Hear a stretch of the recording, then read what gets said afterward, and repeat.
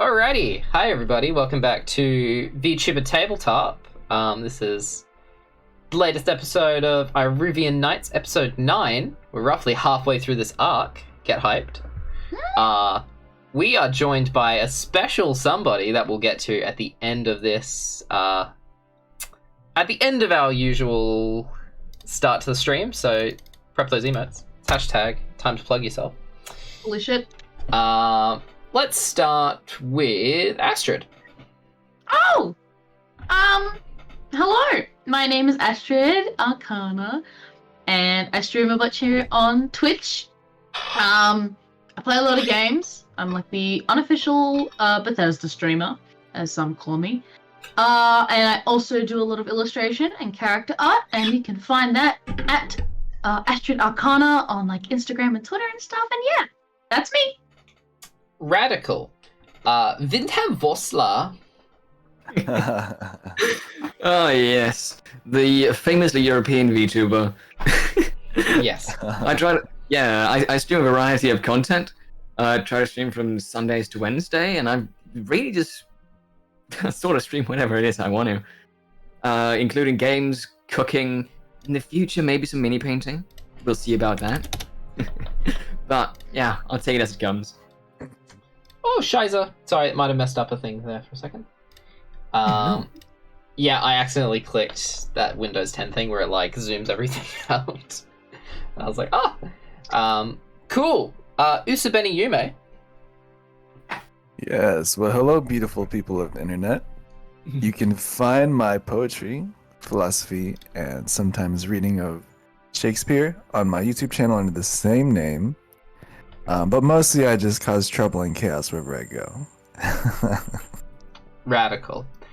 And I think Pastel is having a few Discord troubles, so we'll just launch straight into our guest for tonight's game. Hashtag plug yourself, Burner. Yes, launch it. Something's happened. Why is Discord? What is Discord? Oh no, Disappeared. Oh boy. I'm in a wall. Boy. Let me just I'll load up my VC face camera for the second so that I'm here twice. I'm PastelTheSnake.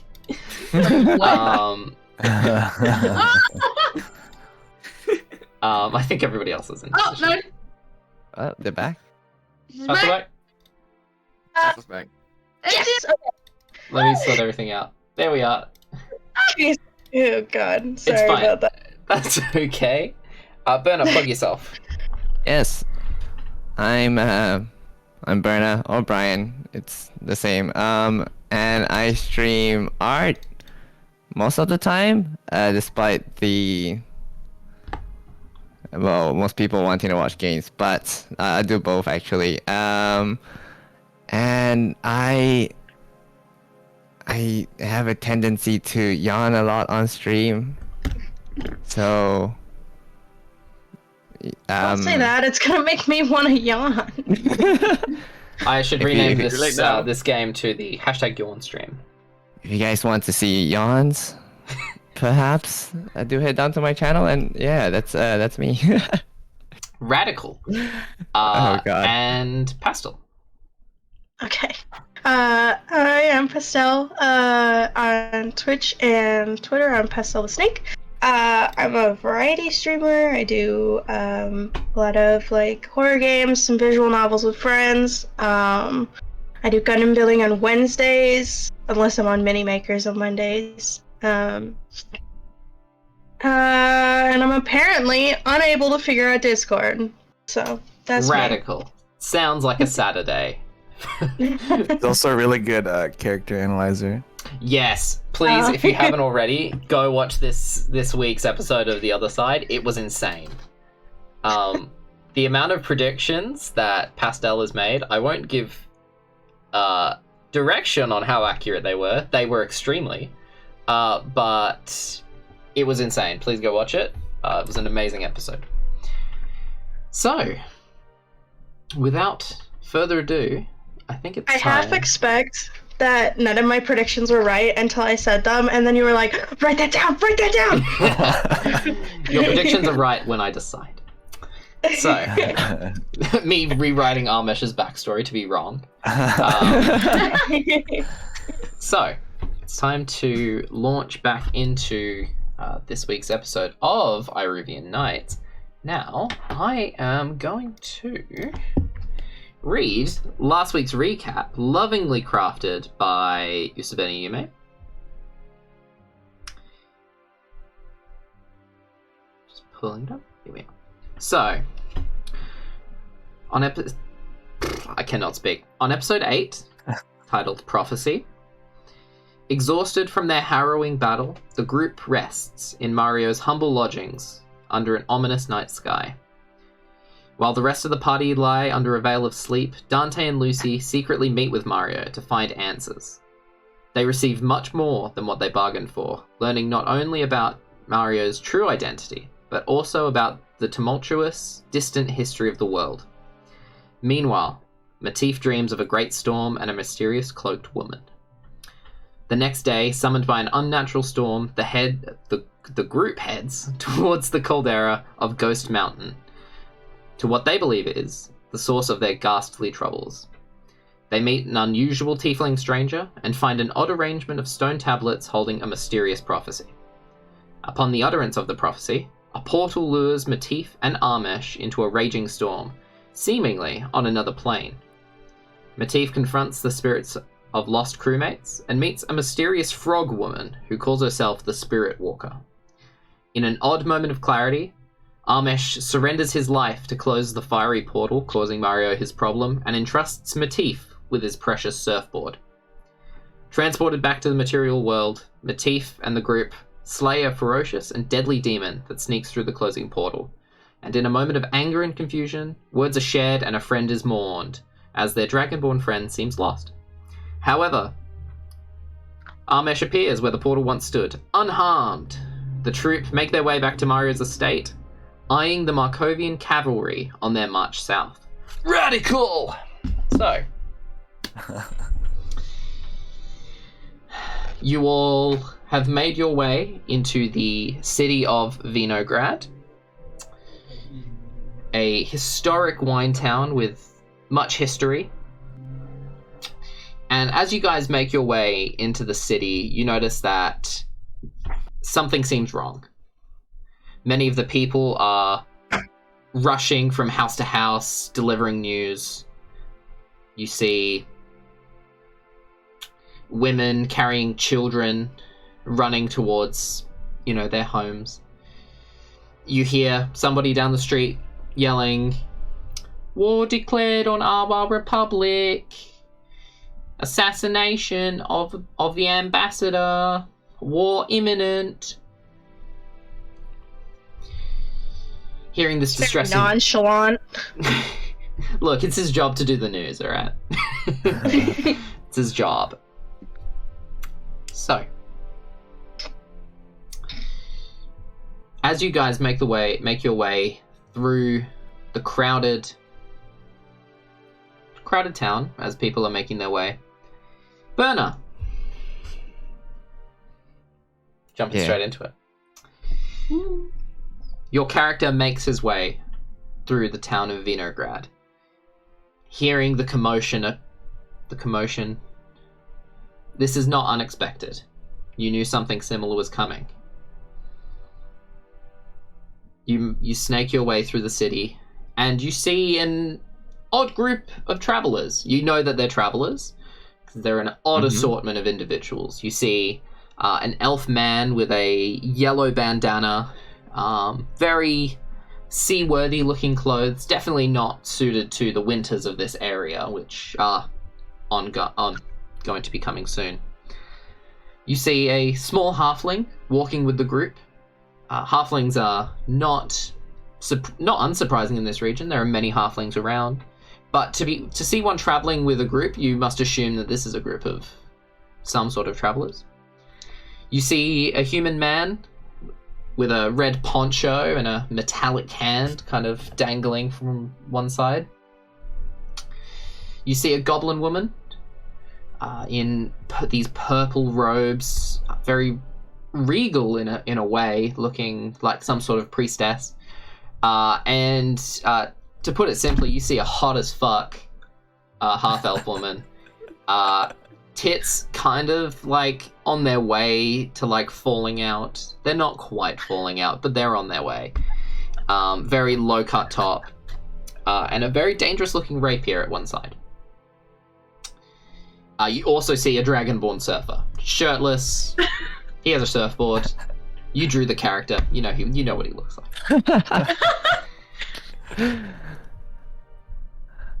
So. What do you I like do? to. I won't approach them yet. I feel like I'll just observe from the vicinity as I just kind of like tail them. Sure, you'll tell them. Make a stealth check for me. With disadvantage, because I'm pretty sure you're wearing plate mail. Okay. Was it Just hear a a... clunk while we're walking. Have you... I sent you a... Yes, I've sent you that. If you just go to the D&D Beyond, you can roll manually. Yeah, perfect. With disadvantage. Yes, disadvantage. And then add your stealth bonus. Bonus? Add your stealth bonus. Oh, wow. 14 plus... I don't know. I didn't have it open. Okay, stealth. +1. +1, 15. None of their passive perceptions catch you, especially in the commotion that's happening in the moment. So for now, you feel like they haven't noticed you. Nice. So you begin tailing the group. Now, panning back to the group. What are y'all doing? We'll just walking, I guess. Sure, walking and talking? Just walking? I guess, like, we're all aware now that war is a thing. Just about. We all know the sitch, right? It didn't exist until now. War's a thing now. Oh my god, there's this concept I've never heard of. It's called What? war? What's that?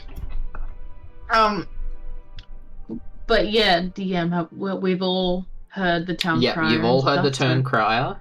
You're aware of what is happening. You guys have already seen you guys have already seen an encampment of soldiers, and now you've just seen cavalry, so it's not exactly surprising from what you've seen. Specifically, where are we in the city? You guys have just entered from the... I'm just doing maths in my head. You guys have entered from the eastern gate into the city. It's less of a gate, more of like a path into the city, the eastern path. And have begun walking towards the southern gate, the southern path out. You do know that there is increased numbers of guards about. Many of them look as if they're reporting to senior officers. It seems like they're not native to this town. So you see a lot of guards are, coming through and are meeting up with others. Trying to, figure out what their orders are, what they're doing.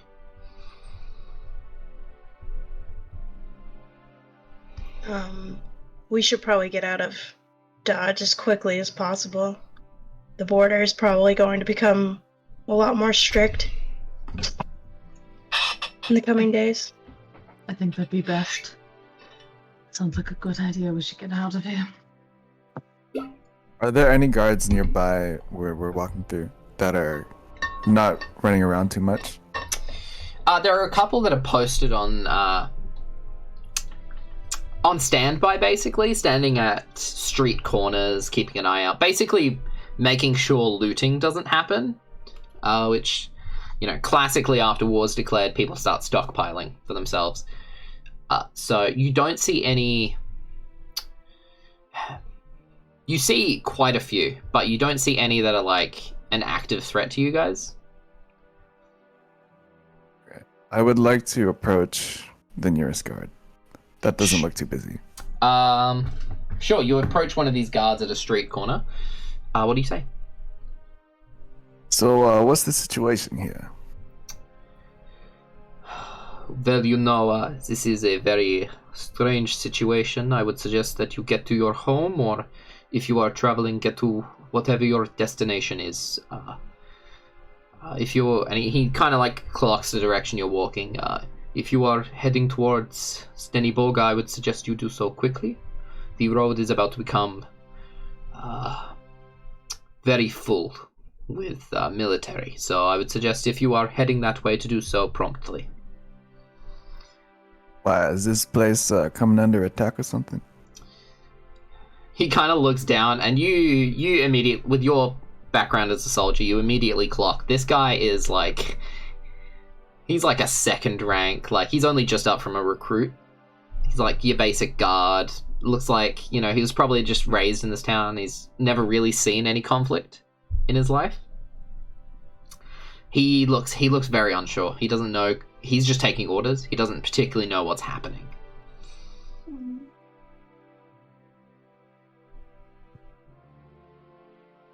I want to ask him, so who's leading this battle for you? Who's leading the battle?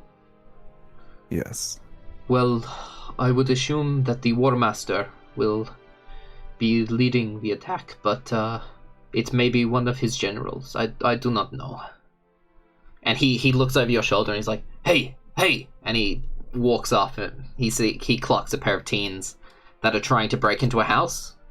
He barges between them and tells them to basically fuck off before walking past back to his post and asking you to move along. Okay. Then I will walk back to the group. Sure. Berna, your character notices this exchange, that you kind of stop and wait and then hop into an alley and watch them as they talk to one of the guards. The guard seems, very unsure of what's happening. So, you head back to the group? Do I, or is it the Lucy heads back to the group? Oh, Lucy heads back to the group. Okay.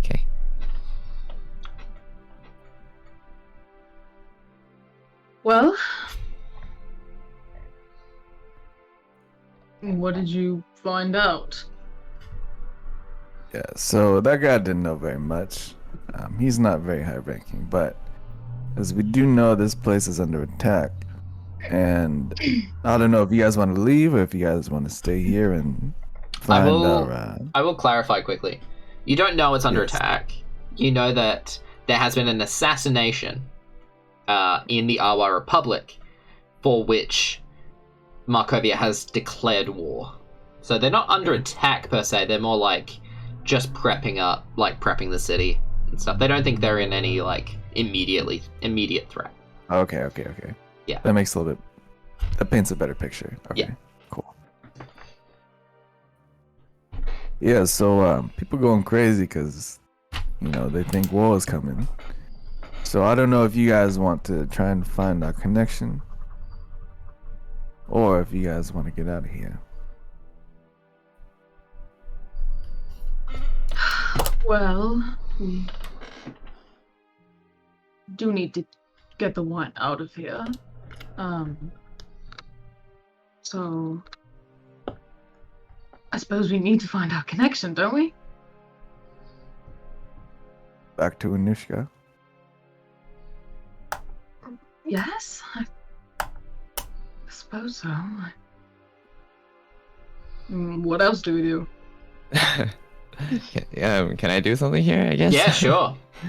I guess. I've been looking from the peripheral, and it seems like they are perhaps lost. I think it seems so. Sure. They seem to be discussing something. Like just from the looks in their faces, perhaps. Can I Make an see insight if I check. can? Okay.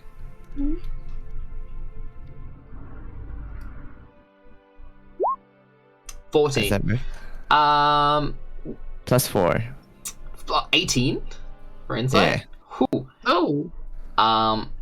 You guys paint a face picture of what your character looks like in this moment that you think an 18 would deserve.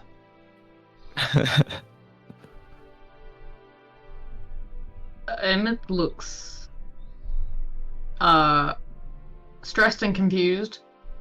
Kind of like, seems she knows what's going on and isn't quite sure what to do with it. So she's a bit flustered and stressed almost, I'd say.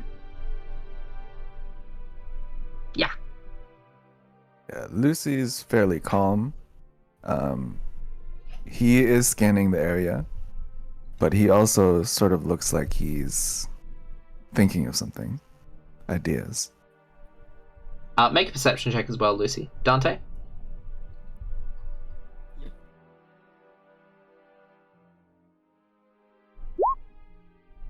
Oh. It's rough, buddy. Oh, I meant Dante. Give a description of your face. Oh, my face. Beautiful bit- as always, right? Sort of scared, slightly trembling. Like there's war every direction, it seems. Everything's terrifying to this little halfling. And Matif.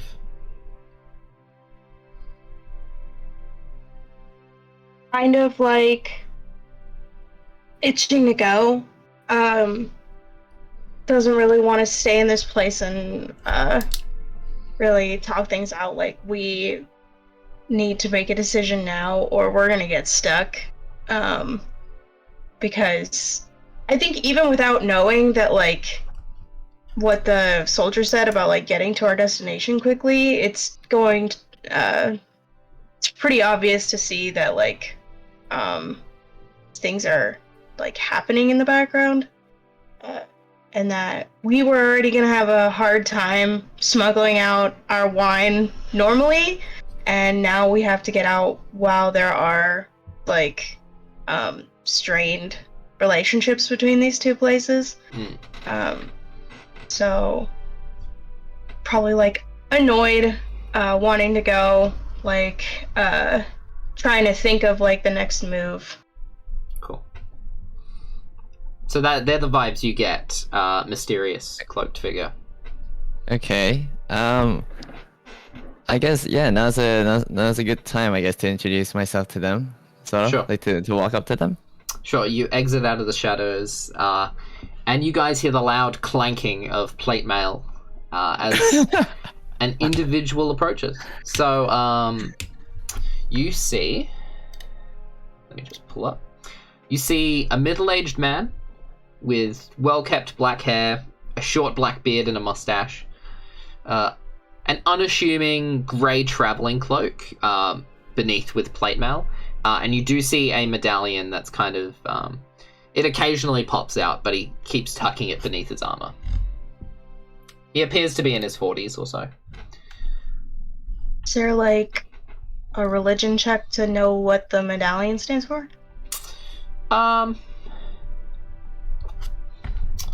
I would say make a history check. History. The 14, you don't recognize it. Okay. Okay.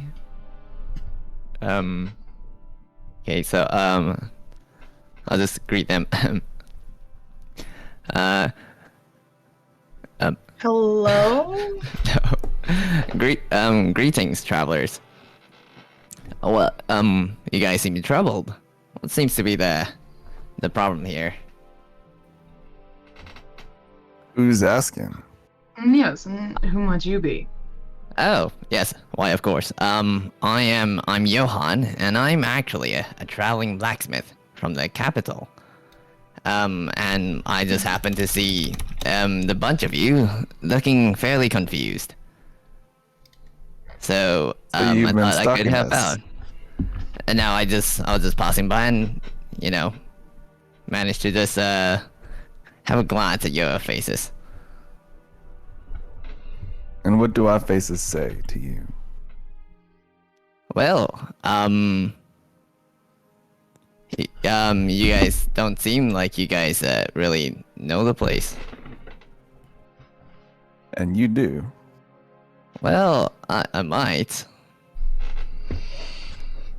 Is that an invitation? Well, I was just wondering if I could help, if all is fine. I can make my way. Well, what are you gonna help us with, friend? No, you guys just seem kind of lost. I thought, I could perhaps answer some questions if you guys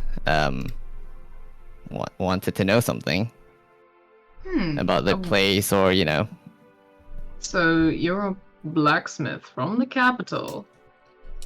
Yeah.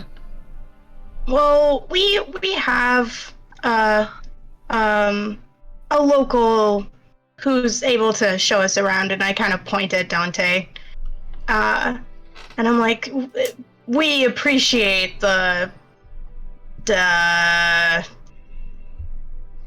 concern, but we've got it. Thank you. All right. I guess just mind me asking if you guys are headed in a certain direction by any chance? Like are you guys headed out of town? Seeing that you guys are a bunch of question for you. travelers. Yes? Before we answer this question, why are you so interested in us? Because this seems really suspicious to me. I don't know about you fellas. Oh, well, okay. I'll level with you guys. I'm actually trying to find some sort of band of travelers that could escort me as I make my way to Steniboga. And traveling from the capital to here has taught me that the roads aren't safe alone. So I figured that if I could travel with people, that would be ideal. And seeing that you guys seem approachable because of the looks in your faces, I thought I could, manage to talk to you guys through that. Well, you seem smart enough to understand that it is a dangerous journey to and from locations. I mean, we know everything we need to know. What's in it for us if we decide to have you tag along, Johan? Well, I am a blacksmith. I could help repair weapons on the way if you guys need help. And, I might pay. Oh, see, now you're talking my language. Oh yeah, I was just about to mention this, but I'm sending you a message. Oh dear. How long is it to Steniboga again? It's like a 1.5 day journey. You'll have to rest halfway, but...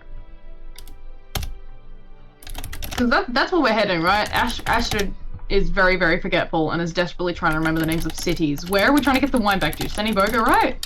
You need to get the wine back to the Pego Fort. The Pego Fort. God, I can't remember the names. I can remember the names, I just can't remember which name I need to remember at the time. I need to bring up the map.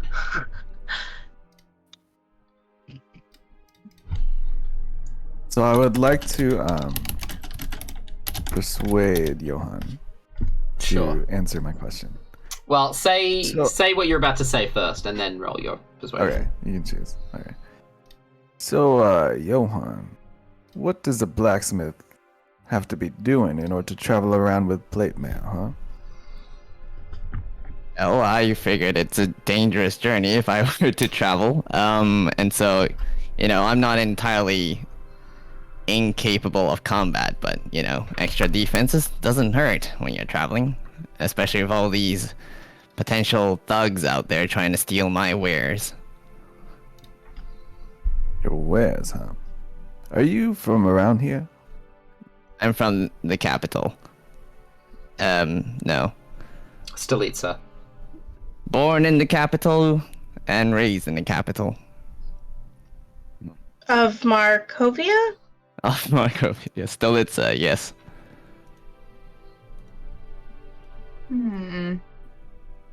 Does that answer the question?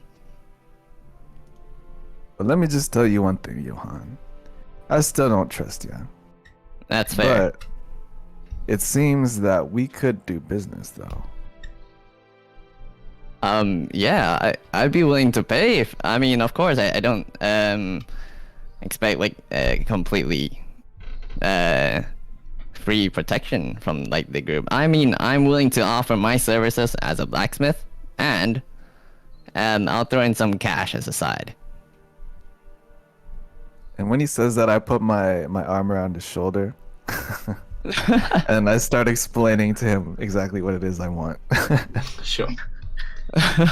What do you want? So, my friend Johan, you see my metal arm here, don't you? Ooh. No, now I do. Yes. So, I fancy myself a shield, but considering I do have this metal arm, I was wondering if you could make a customization, if you know what I mean.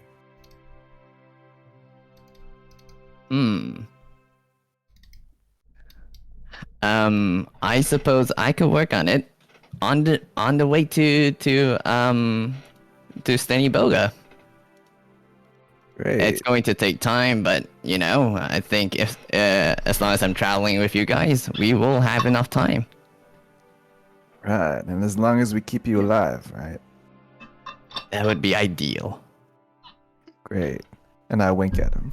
It's very sexually charged, Johan. Make a persuasion check. I'd say just make a regular persuasion check.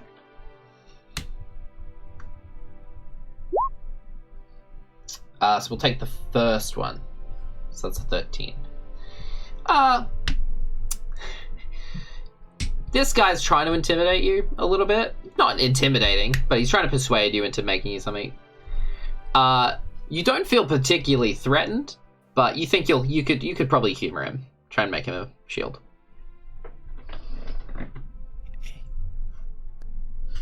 Oh hell, what is it to bring along one other person? I mean, Whoa, dude, the more the merrier. yeah, I suppose so, Amish. The more the merrier. We're all gonna die sooner or later, so why not? Why not? Things couldn't really get worse by the looks of, well, look around, so. Now, I have a question for you, Johan. What are the beaches like up north, man? They pretty sick? Are they gnarly? Well, I have to say I'm not much of a sea person. I spend most of the time in the workshop, so didn't really get much time to look at the coastal areas. But from what I've heard from my friends who do, they seem to at least really enjoy it. That's as much as we can say about it. Well, that's good enough for me, man. I'm putting in my list of places to go. Radical. So, the 6, now 7 of you, make your way out of Vinograd. Is there anything else you guys would like to do whilst you're in Vinograd, or are you guys just leaving? We bought what we needed? Is that what? I believe so. You guys have your... We have everything we need. We have, what was it, 1,000 gold worth of wine? Is it 1,000? Yes, but we only paid 500 for it. I guess I have just one question. How much would you guys charge for your services to keep me safe, you know? I can't offer a lot. I'm you know, but a blacksmith. But I will try my best to pay the fees off. I mean, how much is a life worth? How much would you pay? I don't think I'm worth much, to be fair, but Oh, don't be like that. Come on. How much? How much? Why don't you suggest a price? And we'll see what we think. How long would this journey take? I think I could pay by the day. It's a day and a half, so 2 days-ish. Oh, a day Just and a not half to 2 days. I just remembered that. Wow. It's like a voice in my head. It's like a voice in my head. Oh, reminded me. Yes, it would take about a day and a half. 2 days, maybe. How does not too long. Done worse, but it is still a little bit of a trek. It's kind of like half my wealth, but would 10 gold suffice? I really need to get there. This is all I have left since I came down from the capital. Oh god. Okay. You know what? Look, yeah, we profited off this wine anyways. It doesn't matter. Yes, 10 gold will be fine. She says through gritted teeth, kind of like. With your passive insight, Johan, she's not happy at that price, but she's taking it nicely. Emmyth appreciates gold, so she's trying her best to be nice. I don't have much. Since we're going that way anyway, isn't it practically free gold? You know? Dante, And a shield Emmyth's for. doing this thing. No. You know what? I appreciate that. I can tell they're trying to make me feel better. Thank you, Dante. Yes, you're right. It's pretty much free gold, and who wouldn't turn down free gold? Certainly not me. So yes, And I suppose free shield welcome. for, that young man over there. I suppose so. Well, I suppose welcome to the team temporarily, Johan. By the Thank way, you. are we transporting all his materials too, or is it just him? Well, we have a cart anyway. We have a cart, so we could dump some stuff in there. You do see that he only has like a he has a fairly large bag on his back, but apart from that, he doesn't seem to be carrying anything like heavy. He's carrying all he can by himself. That's no issue. Come on, put that back. You can put it in the cart if you wish. If you don't want to carry it yourself. Okay. I'll just put it at the back of the cart then, I guess. Sure. So, And then I whisper to Dante, Dante, you and I are going to interrogate him a little bit. You want to be the good cop or the bad cop? Lucy, why do you want me to do all these things all the time? Good cop or bad cop, Dante? Which one? I think. Sorry, real good? quick, it would be good guard or bad guard. Yeah, good guy. Alright, you know what? I'm just gonna make you the bad guard. Please, if I have to be a part of this, I don't think I can do that. Do we overhear this, or is this quite No, they're secretive? whispering. Okay. Yeah. Because if Emmyth heard this, theoretically, she'd just be chuckling and playing. It's You've very got amusing. very low. What's your passive perception? Oh, Yeah. it's shit. I would not have heard this. Yeah, no. Astrid finds this hilarious though. This is great. I will also whilst that's happening, I'm just gonna pick Eefa up and put her on the cart, Sure. on the seat section. Oh boy, thank you, Emmyth. No problem. No problem, cutie. Give her a little pat on the head. She just I don't know how to describe it, but she swings her arm up and she's like, "Oh, thank you." Sorry. Speaking of Eefa, did Yes. we end up giving that quarterstaff to somebody? No, you guys are still. It's in the general loot pile. Oh, okay. If we We haven't. can talk about that at some point. Yeah. I think it was heavily hinted that it should go to Eefa To That's very good Dante, for me, I though. think. or Dante. Yeah. I don't remember who it was very. Merlin. I don't know. It's called Nature's Accord. Figure out. It's who very it- good for me. Yeah. Oh yeah. Oh Yeah. gosh. I think I'm getting confused with something else. Please ignore Well, me. I said in character yesterday, I asked Eefa if she wanted it, but knowing what it is, we should give it to Dante. So I don't know people's flavor that well. I'm bad at remembering that. I'm still figuring that out. Apologies. He's got an elk staff. I have a memory. He has an elf stick. Oh, Yeah. stick. Sorry. It's like it's a twig of elk summoning. So it's not even a stick, it's a twig. Yeah. I said this in my other side. interview, you may asking, "Oh, is the forgetfulness Astrid or Emmyth?" I'm like, nope, 100% me. Me. I try to play it off, but I can't. I am very forgetful when it comes to certain things. Anyways. So, all of you begin making your way south. Well, it's more begin making your way west towards Steny Burger. Are we taking the cart to the way there? Yes. As far as I'm aware, you guys are still you guys still have the cart, which is pulled by 2 donkey, I believe. Mm. And while we're traveling, I'm gonna elbow Dante, and gonna like move my head, like mentioning like, "Hey, it's time." Sure. Why? So, Johan, he's sitting on the cart, right? Are you walking or sitting on the cart, Johan? I'm just like trailing the cart just next to my bag, you know. I mean, I appreciate not having to hold it, but I still want to, you know, you can't completely trust people at the same time, so just walking next to my bag. Next to the cart, yes, walking. Yep. And then I would like to walk with Dante over to Johan and once again put my arms around him. Sure. Oh dear. So, Johan, how's it going? How long has the journey been? It just started, right?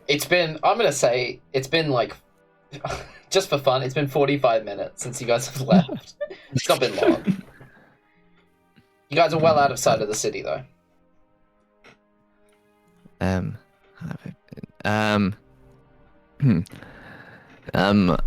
doing fairly great, thank you. It's been a good walk so far. How about you guys? Well, here's the thing. I didn't Oh. want to tell you off the bat, but you see this little halfling right here? Yeah. You look down at this very innocent-looking halfling. Yeah, well, his name's Dante, and don't let the looks fool you. He's a fucking badass, okay? He has killed many a monster. And let me tell you that if you piss him off, it ain't gonna end well for you, friend. So I think you'd do best to answer our questions. How's that sound? Well, it's good to see that someone's that we have such a capable member in the party. Yeah, sure. Ask ahead. I'll try to answer to the best of my ability. Of course. Okay. So, where are you headed and why? Oh, yes. I'm headed. Well, I've came from Stolitsa as a blacksmith there, and I've been working there for, ever since I was an apprentice at the young age of 10. So it's been about 30 years now. And I've been working for a long time, but I never had like this breakthrough moment in my business. And so I thought, I started hearing rumors of a potential war building up at the southern side of the border. I've got trusted people that happen to know a lot about the military, since it's so tightly linked to my business. And I thought that it'd be a great opportunity to, strike while the metal is hot. If I were to just, head down to Steny Boga. You guys don't have to roll. That was a very good pun. I know, that's why Lucy was giving him the laugh. So, Dante, what do you think of our friend's story? Does it suit you? It seems good. Like, believable? Both of you make insight checks and intelligence checks. Oh no. And also, Johan, make a deception check, please.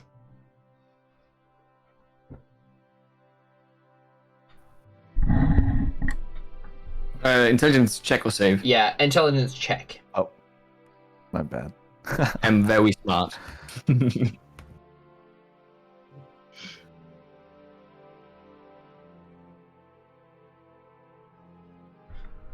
Nope, I'll just wait for the roll from Johan.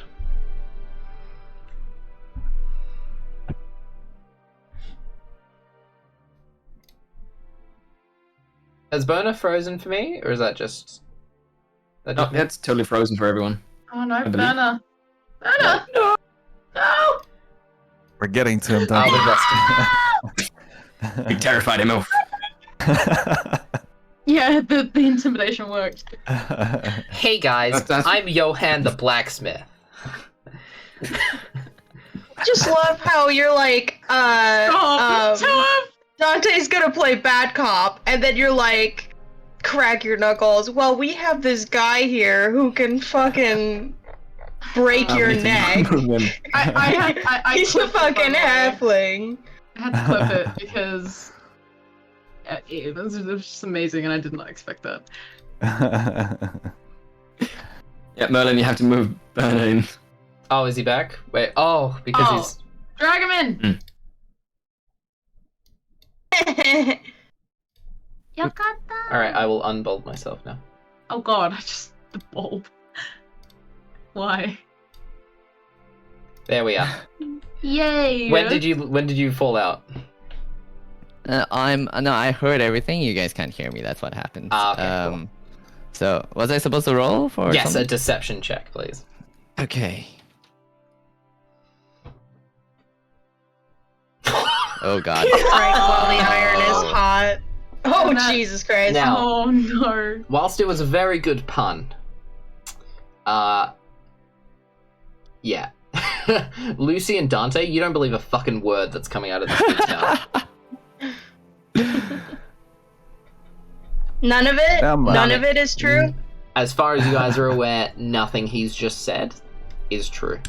Other than Is the he a fact that blacksmith? other than the fact he came from the Stolitsa, everything he's saying, you guys don't think is true. You think this guy's lying to you, like, massively. So I look at Dante and I give him like a nod, signaling that we're probably thinking the same thing. And I go back to him and say, my friend, what did I say? We got one bad motherfucker right here. And if you piss him off, let me tell you what he's gonna do to you. So I tell you right now, you better start telling the truth. Or else I'm gonna have to get Dante here on your ass. All right, you got me. Actually, I'm from a fairly successful blacksmith business. And we actually have a branch down in the in Steny Boga. And the reason I might have lied was because I might have a little bit more money on me. I was just, trying to not pay as much. So, how about I pay you guys each 5 gold, and you guys let me off the hook for lying about being poor? Bernard, make a deception check, and I'm going to raise the DC. You have to get over a 22 to even get close to convincing these guys that you weren't lying about literally everything. Alright. Boy. Oh god. Oh. Yeah, he's trying to build on his lie, and it's just not working, boys. Just leave him on the side of the road. Dante, what was that spell that you know? Eldritch Blast. How does that go again? Holy shit.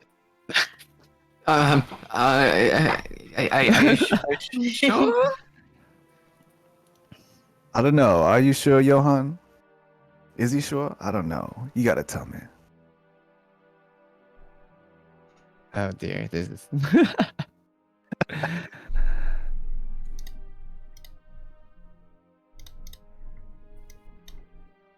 Was it? So wait, me or Dante? Yeah, no, I'm asking you, like, intimidatingly, like, I don't know. Is Dante sure? He seems kind of like a loose cannon right now. You better make him sure. Eldritch Blast. Eldritch Blast. Eldritch Blast. Whoa, hold up. I mean, what are you guys so curious about in the first place? I mean, I'm a blacksmith. I'm paying you guys. I'm fixing your shield. Custom making your shield. A man can keep a secret or two in these dangerous places. But you see, the thing is, when the secret comes to whether or not we're gonna die, that's when it becomes an issue. I right, Dante? assure you, you will not. Yeah, definitely.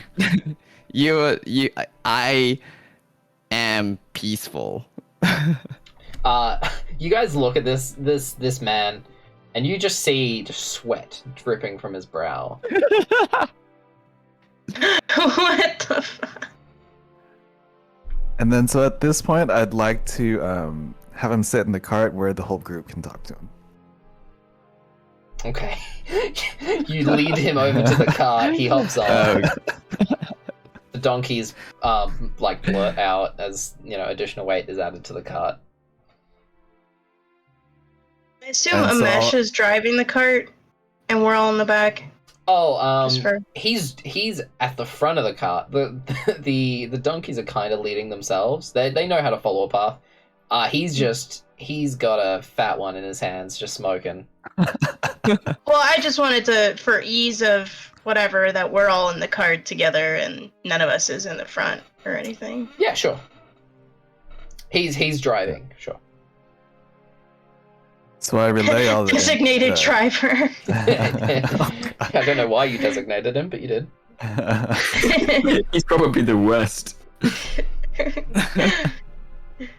Yeah, so I relay all Johan's BS to the group. Oh Sure. God. Matif is immediately on edge, just like ready to leave this guy on the side of the road. Fucking son of a bitch! You had cash on you? If I said yes, will you get them off my back? You are saying this in full view of everybody else in the party. As Dante foams at the mouth.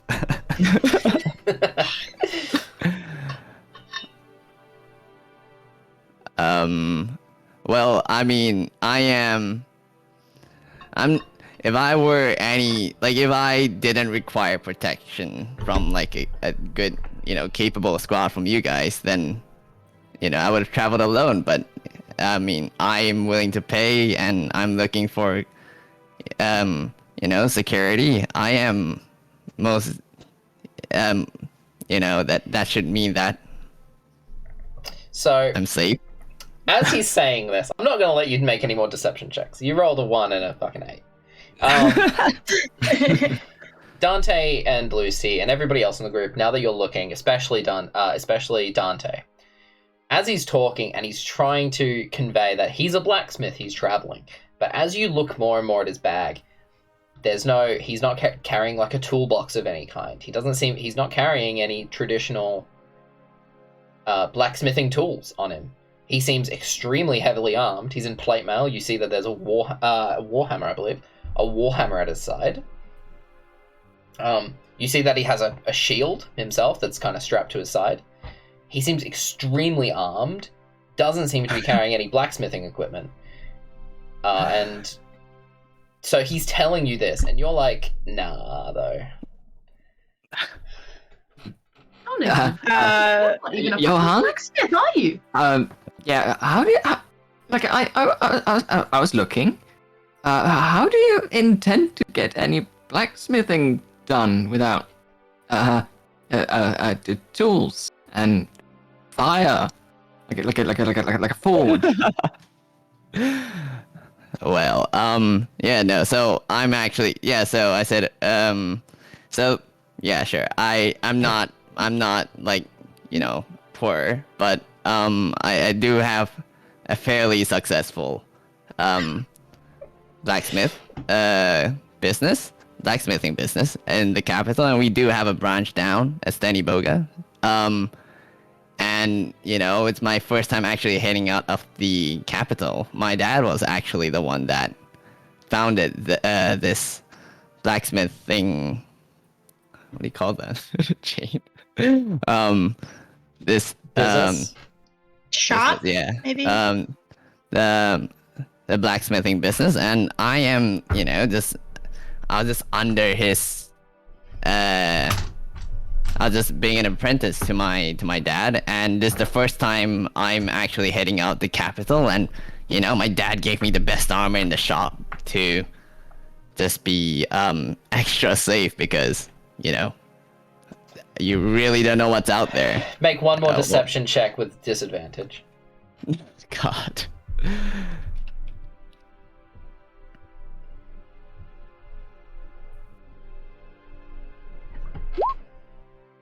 Please, that's good. +4, 14. 14. I'd say, from what they've already gathered, 14 is not enough to convince them that. Yeah. Matif is gonna pipe up. Can I supplement the additional gold? Hey, Pay my way out. Feel free to speak. And to convince you guys, I'm willing to add more gold just to prove that I'm wait. Just prove that I'm just a rich kid off of my dad's money. prove my story.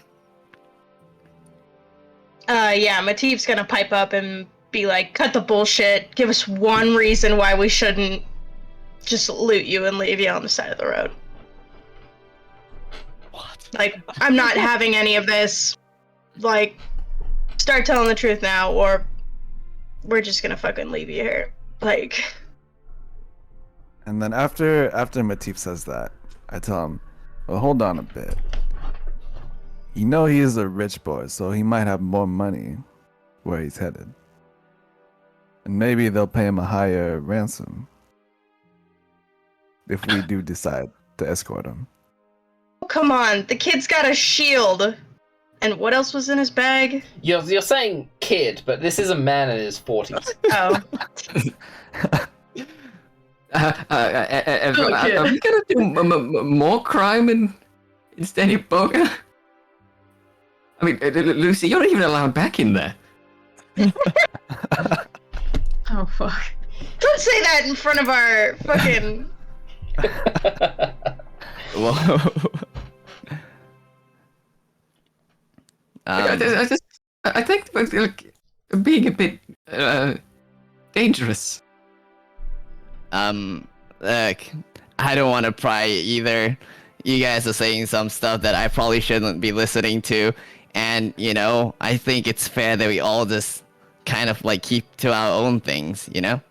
I just want to get to Steady Boga, and safely, so that I can continue my blacksmithing business. I'll pay you guys more, I swear. How's 20 per person?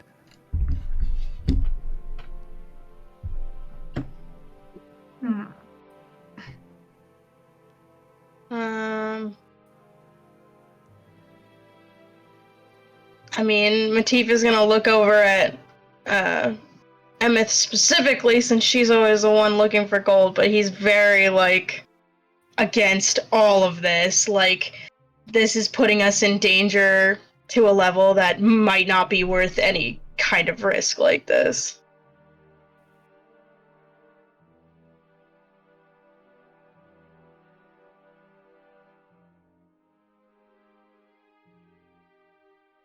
I'll offer to walk in front. You guys know I'm not gonna pull anything funny if I'm in front.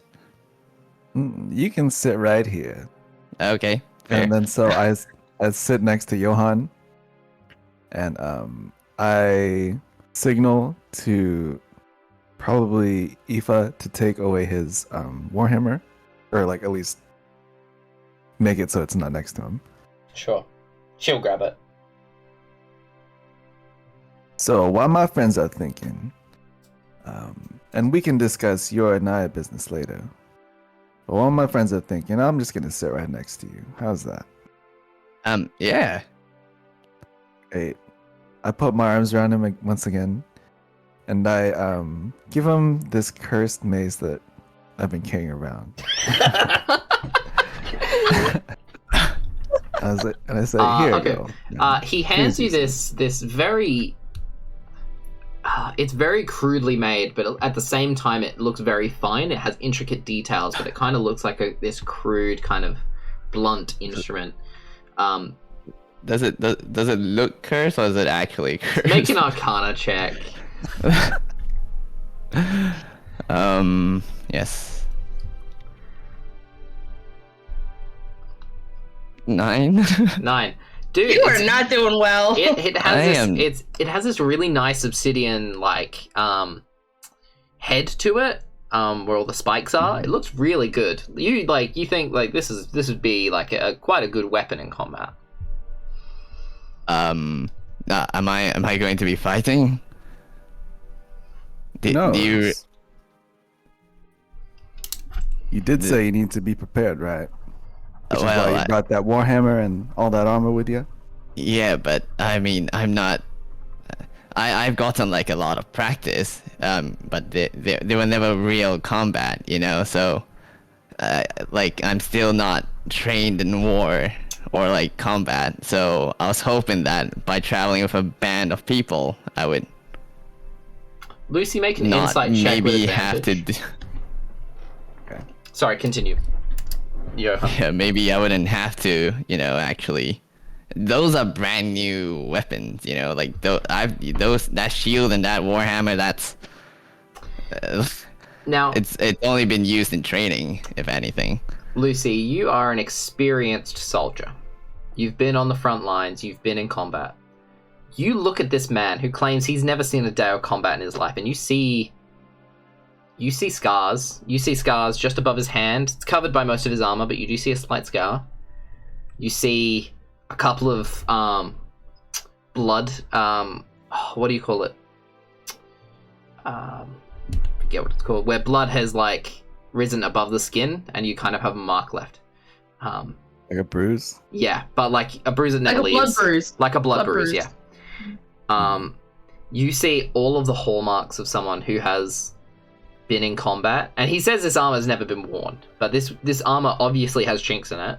It's obviously had, it's obviously been in combat before. He is covered by this big grey cloak that does obscure most of the armor, but you do see that this armor is definitely used. The weapon, though, I will say, looks pristine. It feels like I'm playing Among Us. Except everybody knows who the imposter is. Yeah, we've literally all seen you vent. Like, it is not hard. Oh god. What did I even do? You lied! Multiple times! And you're sticking to the same lie! At least make up something different! So for now, I'll just take a note of that, but I won't say anything at the moment. Sure. So, you guys continue traveling. I want to pull Emmyth aside Sure. and maybe Dante if he's not taking part in this conversation between Lucy and Johan. Yeah, I would say Dante's not taking part in this conversation. So, And pretty much say what I was trying to facially say earlier, which is like, this might be way too much more than it's worth. Like, look at that kid. Look at that. Sorry, I can't keep saying kid, but like, it's like, look at this guy. Like, Look at this dude. He's obviously like decked out. He's some kind of adventurer. Like, he's either, trying to do something with us specifically, or he's being hunted by these like something worse. And like, I don't believe him for a second. Like, the extra gold is probably not worth whatever he's trying to pull. Oh, no, I don't believe it either. However, Also, sorry, real quick, just Oh. interject. Dante, what I would have meant with Dante is he wouldn't have been taking place in the conversation between Lucy and Johan, so he would be available for this conversation. Just Yeah, so so I'm- if you want to jump in on this, Dante, you're welcome to. Like, gold. This guy could be rich. I don't know, he just looks the type. Especially someone who would lie about that. Look, I can stick a knife to his throat and we can just hold him like that for the entire trip. I'm perfectly okay with that. The fact is, I mean, everyone's got a reason to lie, but he's still fucking lying, which means that he's got something to hide that is worse than all of us knowing that he's, you know, talking through his teeth, like... Well, clearly words aren't cutting it, so I could try something different. Sorry, what I imagined is we'll try something different. I then thought of that after my first thought. Would that work? I don't know. Wait, what? Does Johan seem the guy? Does he seem like the kind of guy? Can I like? I'm glance at my confused. Can I look over my shoulder? Insight check. Does he seem like the kind of guy? Sure, make an insight check. Yeah, let's go. Do we have HR? Hold on. Ah, shit, never mind. 7. then. Emmyth, this guy is probably the most fuckable guy you've ever seen. Okay, so that's a no from Astrid's perspective. Yeah, I could try some things.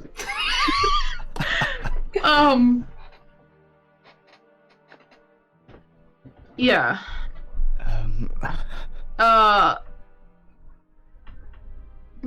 It's worth. Oh, it's worth giving it a shot. I'm going to just leave. God, I almost called you Pastel. Matif. Matif and Dante. And just kind of walk over, grab Johan by the just like the arm or something, whatever, and just pull him away from Lucy. Sure. And just kind of like, and then kind of just grab him so he's away from the group and just kind of look at him and be like, okay, listen, you can tell the truth, and you can get a little something in return. As I like, Emmyth's gonna run like, you know, her finger down his lip, down his, you know, chest, real freaking sexy. You could get something in return if you tell the truth, or we could leave you to the cab. The choice is yours, honestly. I know which one I would want to take if it were me. This is a private conversation, right? Yeah, she's put you away. Okay. And I've like pulled you away. Okay. Look. It's not what I said isn't too far from the truth, but it seems like no one's buying it. But perhaps, like, can I just offer you 200 gold, just and help me come up with something that would convince the rest of them? I really just want to get to Stanyboga without anything, without smoothly, and that's really why I'm hiring and traveling with you bunch in the first place. With 200 gold, do it. So you haven't you haven't given us the full truth, just to confirm. Right, but I've not asked a single question about you guys either. Okay, listen. Yes, but the thing is, we've known each other for a little longer than we've known you. You just came up, you were all curious and whatnot. Alright. You guys have 5 people, and one of me. Yes. It is. I've got to be. I put my finger on his lips. I'm like, shh, stop talking. Stop that. How about we make it 250 gold? And you tell me what your deal is, and then I will help sell your little fake story to the others. Make a persuasion check, Emmyth. Please! Please! Whoa. I just noticed, I think I've had a... since level 5, I didn't remember having a plus 10. Yeah, man. Holy fuck, please, Rogues, come on! What? Johan, I will let you decide in this situation, with everything that's happened so far, what a 16 persuasion on what Emmyth is saying to you. I'll let you decide. Oh my god. Can I do that? Can I check if like with my Counter own check? You can make a counter offer with a persuasion check if you would like. Ooh. So say your counter offer first and then make a persuasion check. What do you think?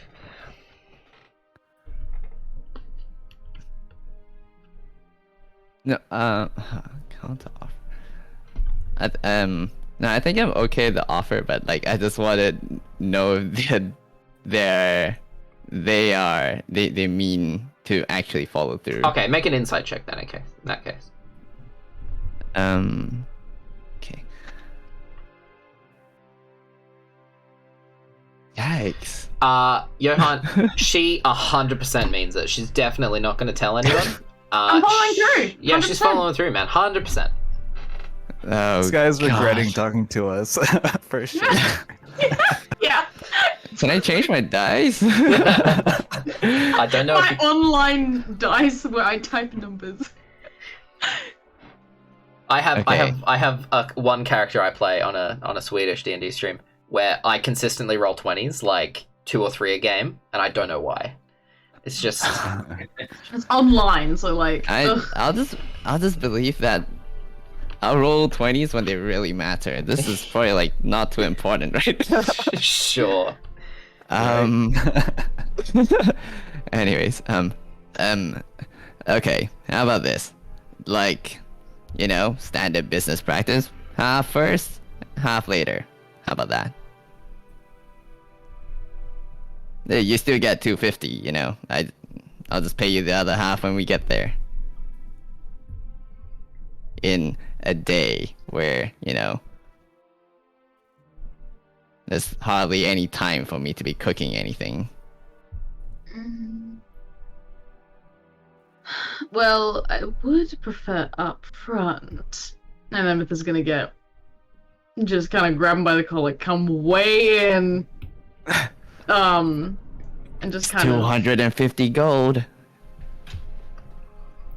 But it could be mine now. She's gonna like say this right in his ear. She doesn't give a shit right now. She wants the cash now. Yeah, you guys look over to the side where you see like From a Emmyth distance. basically mounting this man. Whoa! Okay. Not mounting him, but like right up in his business, like all over Yeah. him. Look, I'll An get eye you more. roll. I'll get you more when we get there. 250, you know, it's all I have on me. I'll pass you more when we get to the city. I'll go to the branch, Oh, get more wait. money, and Wait a pass you minute, more. wait a minute. So more. There's Yes. more than 250 gold in this. Jesus. Is that what you're saying? Yes, but I really need to get there in order to get you more. Oh, I promise we're going to get you there. Dead or alive, of course. That depends on you.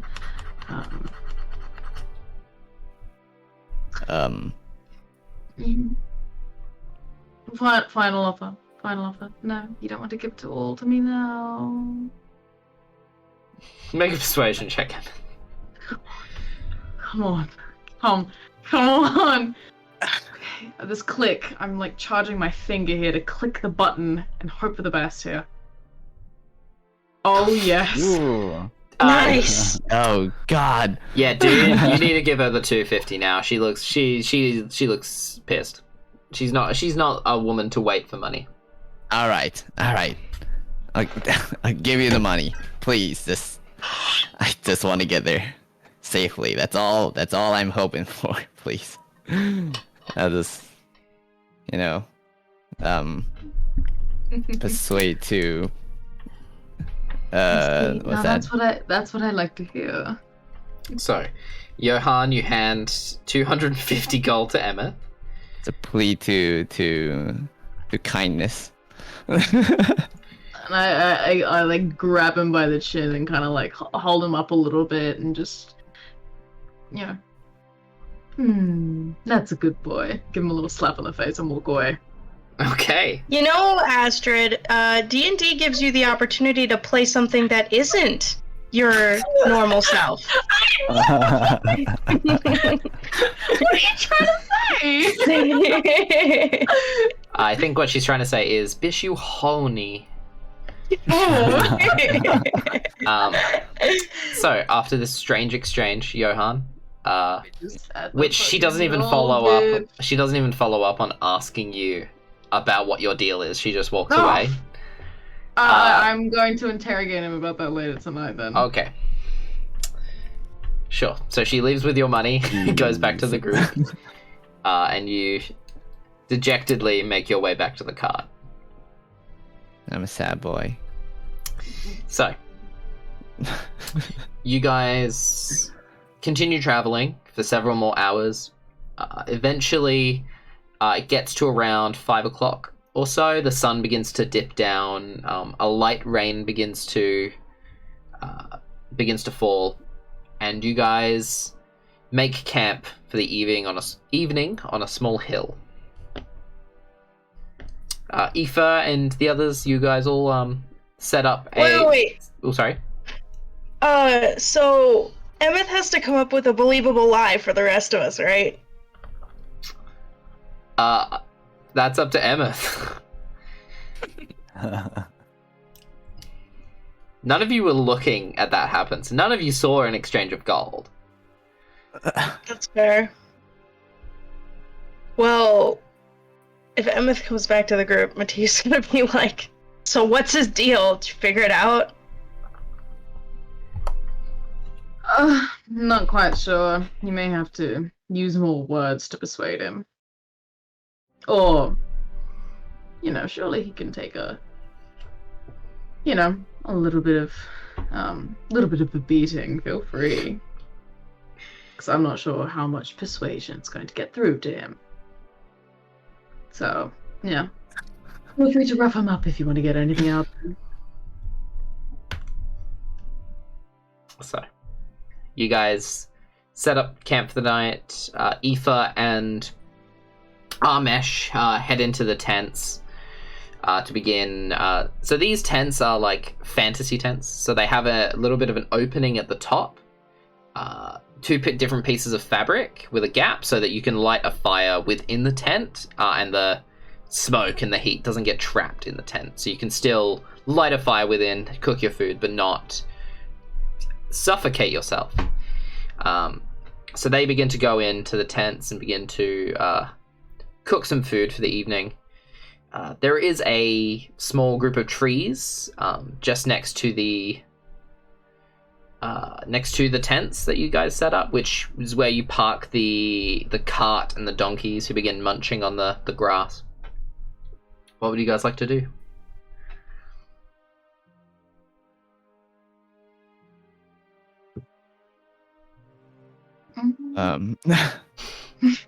Johan, for me. This is to everybody else, because I'm assuming stuff's about to happen to you, Johan. So, Oh. I'm assuming you're not too far away. They all have a very heavy eye on you, so you're not going anywhere. Oh. Unless you want to try and make a break for it. No. Like to like talk, perhaps. Is talking? Yeah, I'm waiting for them to begin to talk to you. Oh, okay. I like how you think we're gonna talk. Why? Oh my god. Look, poor Bernard just wanted to come play D&D, not get the shit beat out of him mentally. Metaphorical. Make a better lie. I'm looking forward to the Among Us collab. Isn't that what we're playing right now? Wait, this is so heavily weighted against me. Yeah. Alright, So, sorry. when there's an opening, I'd like to talk to Johan alone as well, because I did say I was going to talk to him later on. Sure. Sick. Everybody's beginning to set up camp, so you can take him over to the trees near the cart and the donkeys and talk to him. Go for it. I would like to try to notice this if possible, or just know that this is happening. Yeah. Well, I'm Sure. not doing it inconspicuously. I'm not. Okay. Yeah, I'm just calling him over. Gotcha. Also, Dante, roll a perception check for me. Don't worry about it. Lucy, Oh. continue. I'm So, just worried. Johan, Yeah. you still in for this prosthetic arm of mine? You still on my back? At the moment, I do.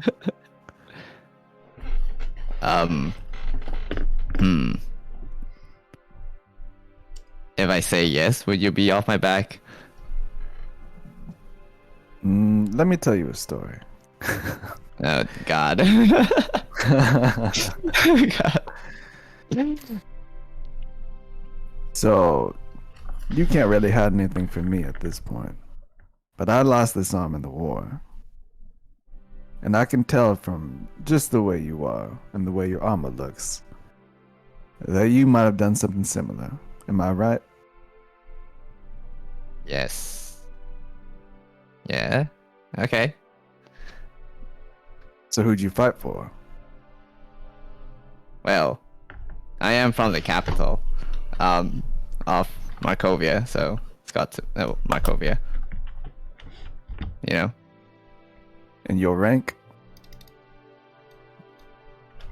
I fought as like a mercenary. Make a deception check, Johan. Jeez. Fucking hell! Oh Roll my good. god! Roll good for once. You... Yes, Nice. that's for 21. There you go. Let's go. Yeah. So he fought in the war as a mercenary. Continue. And you see, mercenaries don't get the same benefits as veterans. Especially like the high-ranking ones. We're basically just casted aside after the war, and so I basically just made my living as a mercenary. And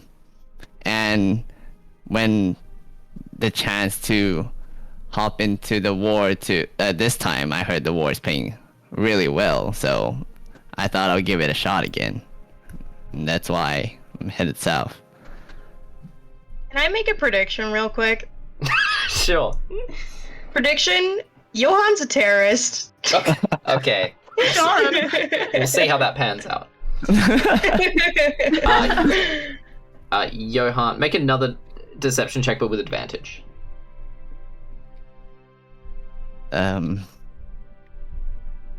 God. Oh, that's rough, buddy.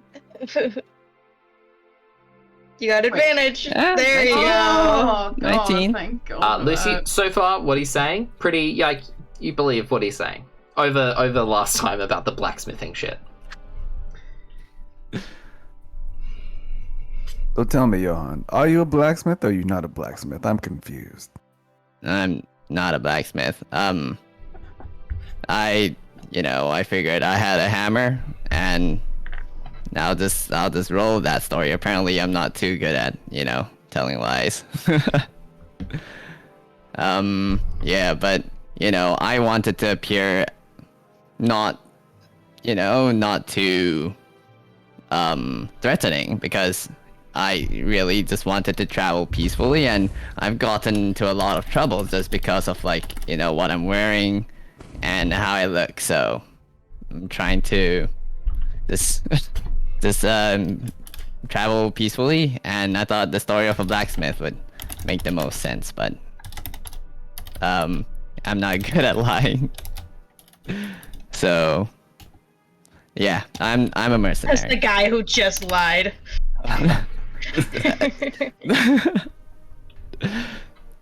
Okay, well, Johan, you better answer these next questions to the best of your truth and ability. All right. Question number 1. Can you actually make my arm into a shield? I think I have to check with God, no, you're not a blacksmith. No. Oh God, nothing. You know what I can do though? I can get you a blacksmith in Steniboga that can actually do that. I might not be able to, but I can arrange that. in Lucy, you do Steniboga. know that you are banned from Steniboga. So getting in to find a blacksmith would be very difficult. So you see, there's a bit of a problem with that. Yeah. See, I used to be a soldier myself, you know, and let's just say I'm not allowed back in there. So you'd have to send it to me some way if that's the case. What about your friends? Do you trust them? A lot more than I trust you. That's fair. But how about I pass it to them? Would you be willing to make that into a promise? Yeah. Where's your plate mail? Is he wearing it right now? Yeah, he's wearing it. He hasn't taken it off. So I pull out one of my daggers. I know what you're about to do. Oh my god. What? And I hand it to him. Oh no. I hand it to him. Yeah. The fuck was about to happen? Like, what the? I thought Lucy and Matif were on the same wavelength for a second there. Thought you're about to I've lost the word. Continue. Am I supposed to drink to that? Mazel tov. So Johan, take off your chest plate for me, will you? Might I? Can I ask if for the purpose? I mean, you are holding a dagger, you know. Just to know what the purpose of that might be. Yeah. Surely So it's an understandable question. Hopefully.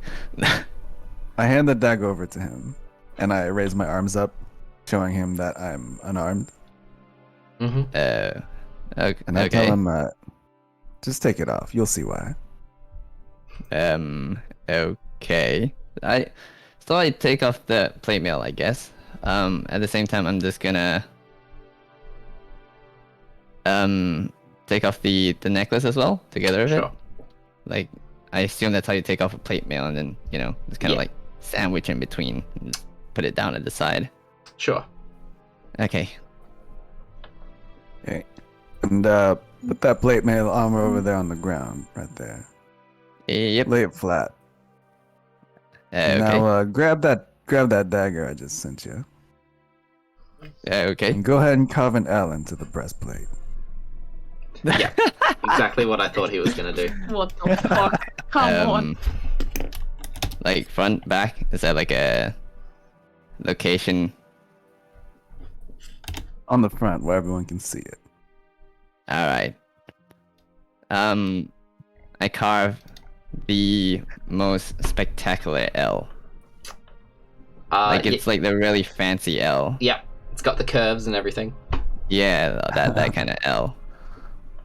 All right. Make a performance roll? I'll just let him do it. Make a craft roll? I know his background. He can pull off that sort of calligraphy. So, So now you know. I promise. It's right there. And everyone's gonna be aware of it. So you can't get away from this. I like this. L's a good letter. It's L for loyalty. I like that. Loyalty. Very funny. What? And I'll just walk back over to okay. Johan, you're left sitting there in the dirt. I've also changed his name on screen, by the way, guys. Oh, What? fancy. I'm so quick, you didn't even realize. Oh! So, he is speed. I am Speed. Woo! So you head back over to the group. Is there anything else you guys wanted to do this evening? I'm going to pull Emmyth and Dante and Eefa aside, although she's not going to agree to this, so that's fine. Okay. And I'm going to be like, okay, so we're gonna rough him up. He's gonna tell us what the fuck is going on. Who's doing what? Actually, Are you I guys- think I forget Eefa's alignment. I have a feeling she might be down with this. Oh my Are you god. guys doing this while I'm talking to Johan? or Yeah, you this is guys- these are happening Yes, simultaneously. we're talking amongst ourselves while you have him Okay. somewhere else. That is hilarious. Oh, we're gonna rough him up now. Oh, Wait, did I say anything as we... Wait, are we walking back? No, this is No, happening this is whilst happening you're. at the same time. This is while you're talking to Okay. Lucy. Yeah. Or Johan. Carve this So, L. Matif's gonna look like pretty expectantly at the group, and oh if god. no one pipes up quickly, he's gonna be like, I mean, I'll take damage duty if someone else wants to hold him down. I don't think I can hold a person of that size. Neither Matif do looks at you I. and goes, that makes sense. Eefa also looks up and goes, like at the same height as Dante, and goes, I don't think I can either. Well, does one of you want to take the dagger then? And Matif just pulls out his regular dagger and holds it out to one of them. Or both of them. You know what? What if instead of that, Eefa, what if we hold them together? Okay. Matif's gonna look at Emmyth and be like, eh? Like, hold his hand out in an expectant, like, so? What are you gonna do? I suppose I could help you with damage there. And step on him. Like, at the same time. Like, hold him down, but make sure it hurts, I guess. Amesh pipes up. Well, I remember, like, this one chick back, like, when I was a druid skill who did, like, the same thing to me. No! Stop right there! It wasn't like, it was less of a damage, like intimidation thing, Matif more of a, like a... Matif's gonna try to cut him off. Sure, and you be cut like, him off. Just as he begins to say, it man. was more of a sexual, anyway, and then you cut him off. Whoa! Amesh, God. another time and place. This is not right. No. Yeah, alright, dude. Whenever you want. takes a big huff of his fucking... Yeah. So, Amesh, are you also gonna help hold him down? You see that he's beginning to kind of green out. And he's kind of Cool. like... his eyes are like beginning to like roll. He doesn't look all there. I'm sorry, Berna. Welcome to the... I'm actually shaking. And then We're gonna I have guess to pay for bonus therapy, guys. Oh my god. This was an Uh, intense introduction, reintroduction into the game. This is literally like training stop- for Berna to play D&D, and we're just Like- traumatizing him. Like starting D&D with disadvantage. Holy shit. Oh god. Yeah, and with our plan to Dante, Eefa, Emmyth, hold him down, and Matif is ready to start carving his way into the boy. Sure. We'll wait for him to come back. You exit out of the tent. Johan and Lucy, as you guys are like walking back from your conversation, you see the four of them exit the tent, all of them with like eyes very seriously onto Johan. I see that too, you said? Yeah, you see it too. Okay. And so when I see it, I'm going to stick semi-close to Johan. Sure. The four of Should you. we go into combat rounds? Do you guys wanna talk? Or I think you've done enough blabbering with your mouth. Unless you want to actually come clean about what's going on, I think we're going to have to take matters into our own hands. And he kind of like spins the dagger in his hand, menacingly.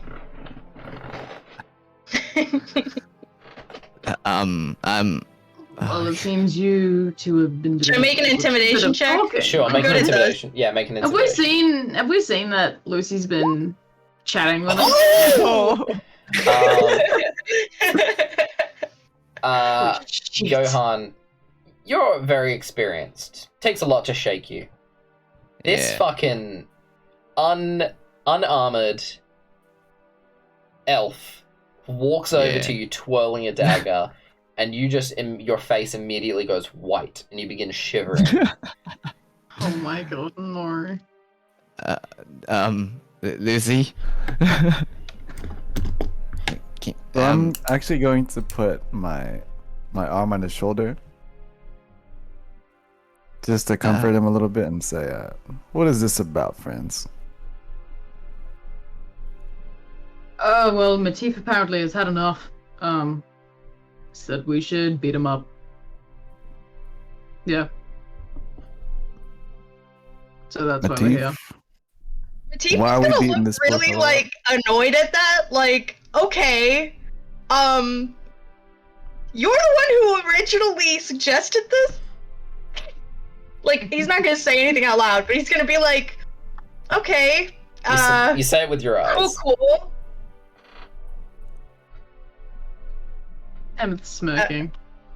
What did Lucy say? I'm sorry, I missed it. Basically, just like, what are we up to here? I'm done with the bullshit. We need to know what's going on.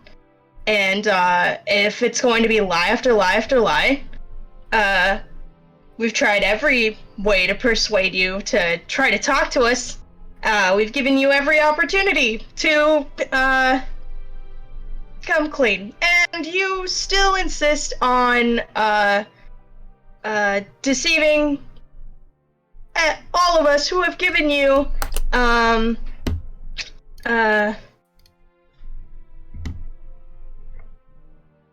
what's the word? Sorry, yeah, like we've given you exactly what you wanted, and you've given us nothing but deceit and lies. And I am frankly done with it. Wait, what about the money? Yeah, well, what else do you want to know about him? His type, his birthday, his height? What else do you have to tell us? I would like to know why the fuck you're lying and what you're trying to hide, because it feels like the fact that you've gone to so much trouble to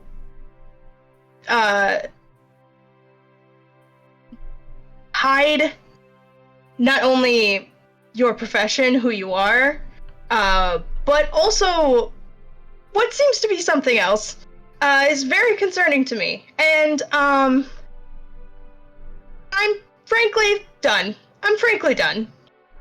We've given you enough chances. We have done what we can to try to help you to come forward with the truth. And at this point, I have no other choice but to do what we have always done. Back on my ship. What the fuck goes on your ship? Jeez. What goes on your ship? So I'm gonna stand in between Matif and Johan. Okay. Oh, so you're gonna pick his side? I'm gonna pick You the side. you that trust doesn't him sound crazy. over... What'd you say? I'm sorry. Said I'm gonna pick the side that doesn't sound crazy. Oh shit. So, he could be putting us in heaps of trouble.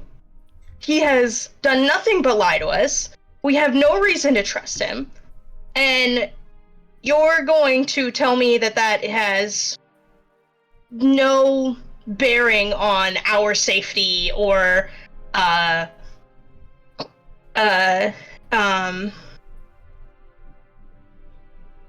like you're just gonna trust this guy. And he's supposed to trust the guy who has a dagger to him? He has had every opportunity before this to come clean. He had Emmyth practically giving herself over to him. You guys tried to talk to him nicely. He has had multiple opportunities to come clean and be honest with us. I have no other option at this point. Well, I could say the same for you. Being honest and all. Excuse me? What have I done? What have I done?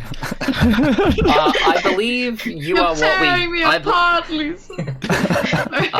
I believe you are what we call a catalyst, Burner, for other inter-character.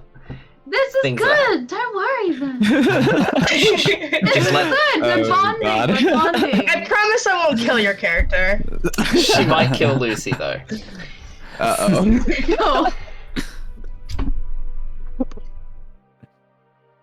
I just consider- imagine Matif in that like menacing, like JoJo's. I will say, as Matif stands there, and I'll say with an intimidation that high, you notice that as the rain falls and hits his shoulders, his clothes never seem to get wet, and as he becomes more angry, it seems almost as if heat rises off him.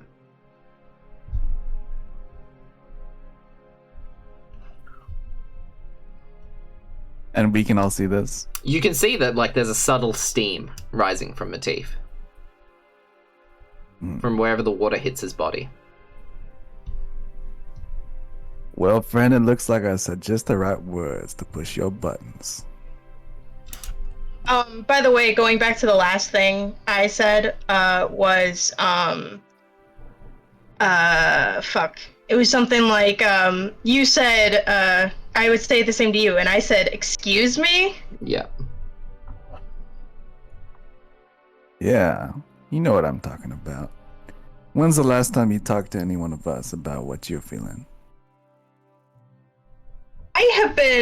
I have not deceived anyone in this party at any point, and if you asked, I would be willing to talk to you.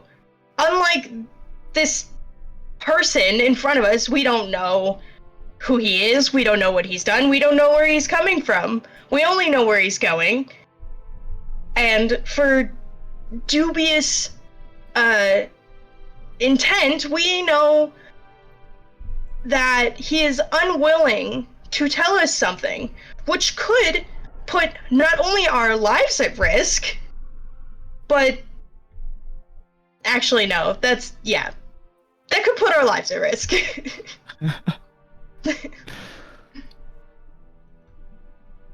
Well, you know who else got someone else killed, right? Looking straight at you. I have done nothing. Oh my god. Nothing. And then I look over at Amish, who is like probably strung out of his fucking mind. As Amesh hears this yelling out there, he crushes the thing he was smoking in his hands and kind of like scatters it to the wind. What was like a flame like on the end of this blunt, essentially, he just puts out and scatters it into the wind. You see he casts a spell on himself, and the redness around his eyes fades. That's cool. Pure poison. Yeah. Oh my god. He looks at you, Lucy. It's like, look, man. Shit. Wrong voice. Yo, look, man. I got mad respect for you, but I made that decision myself. It wasn't my elf brohado over there. They were fucking... they did the best they could. They were like talking to these like weird smoky things and like this frog lady. I was just kind of watching as like this big fucking portal was behind me. And like, he had his own thing going on, man. Fucking let it drop. And he goes over to you, Lucy, and he's like, what's going on right now, this disagreement? And he looks over at Matif, he's like, look man, I don't appreciate the hostility from you either. It's not fucking radical. But mainly, Lucy, you need to chill the hell out, man. This guy, he went through a lot in that weird, like, smoky, like, storm place. He was super scary and cool. You don't know what went on in there, man. You don't know what I did. You don't know what he did. You're making a lot of assumptions. And, like, this is a lot of, like, thinking. And I need to go, like, smoke a bit more. So I'm gonna leave y'all to sort this shit out. And he just fucking walks off.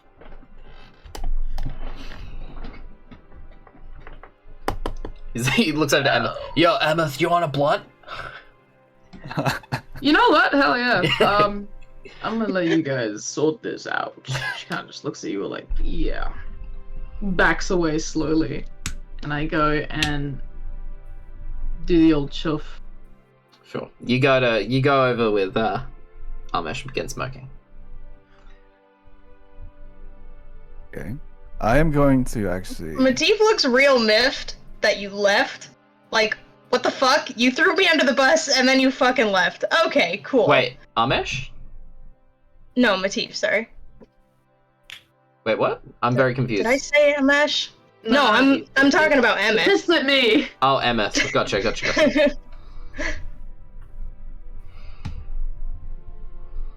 So what Lucy's going to do, he's just going to take off not all of his clothes, Whoa. just the top.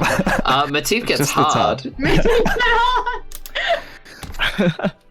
Yeah, he's gonna take off his top, and he's going to start cracking his knuckles, and he's gonna say, well, it seems like words aren't gonna get to you, friend. Oh my god, no. I have no qualm with you. Like, still really angry, yelling pretty much at you, which, I mean, is pretty hypocritical, but Matif's eyes are still trained on Johan.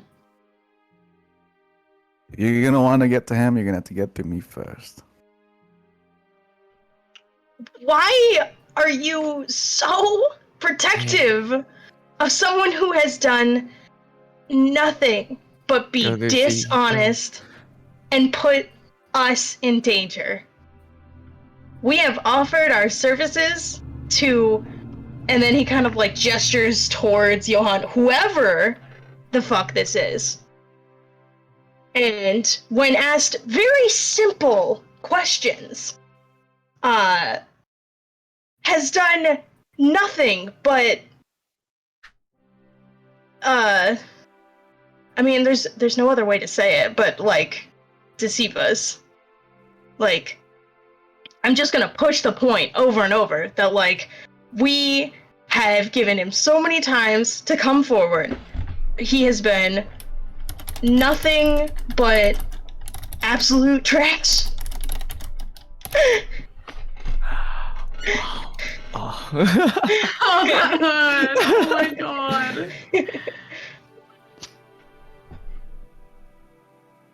Why are you protecting him? You should be on our side. Let's just say there's evil in all men's hearts. And there's some things that we all do that we regret. But I ain't letting you hurt this man just for your own craziness. Like what?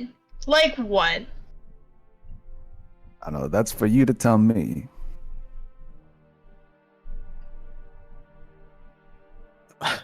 Your fucking pretentious, flowery language has always pissed me off. You pretend like you're better than everyone else just because you have fancy words and...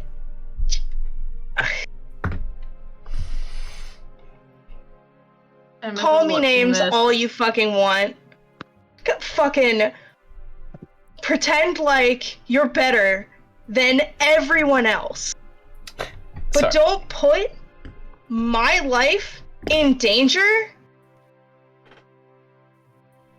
over someone who, frankly, I'm surprised you trust. And then she points at Emmyth and Dante, and like, being like, you don't have to like me. Like, I don't give a shit. But we are obviously unsatisfied with having this person come with us and not know anything about them. So either you're hiding something from all of us, as well as him, or you're just not loyal at all to anyone who has ever worked with you. Am I still struck with fear? After that display, fuck yes. Ah, God. Does that mean I can't speak or something? You can speak if you want. Oh. I'm imagining the lightning and everything is getting stronger too, right? So it's Getting raining, more and you mad. guys are seeing in the distance that the lightning is beginning to arc. Whenever Matif raises his voice, far in the distance, lightning.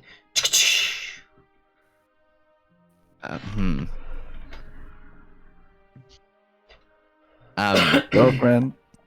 Or go ahead. Oh yeah, sorry. No, I was like, okay, like I didn't want things to turn out like this. I like, I'll tell you guys the truth now.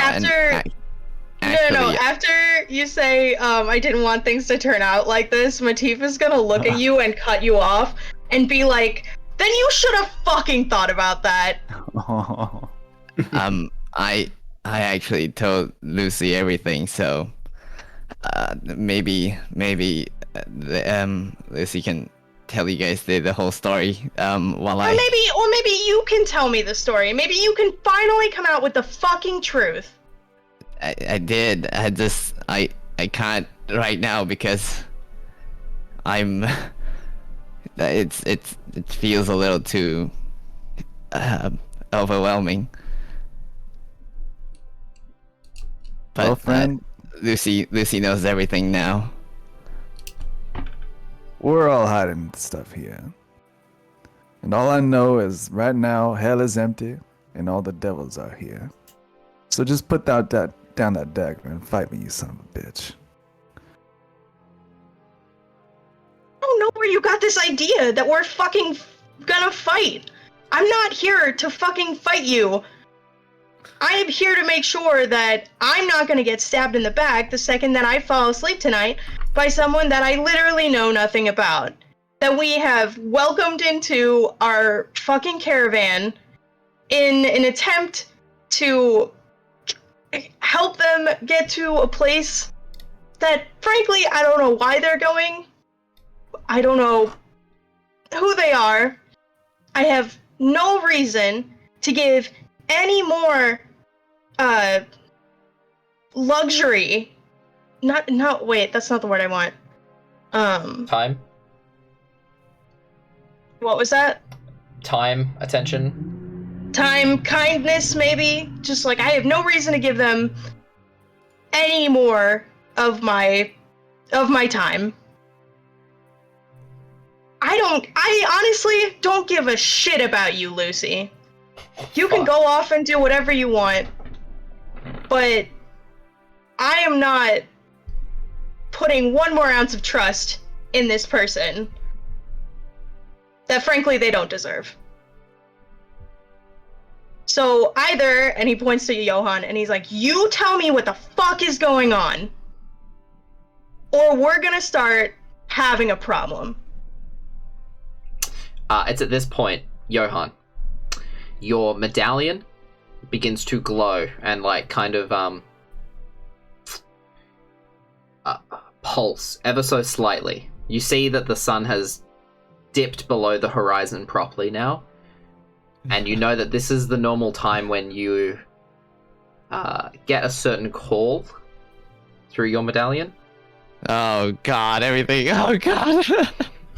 What Okay. the fuck is going on? All of you notice that Johann's medallion has begun to glow.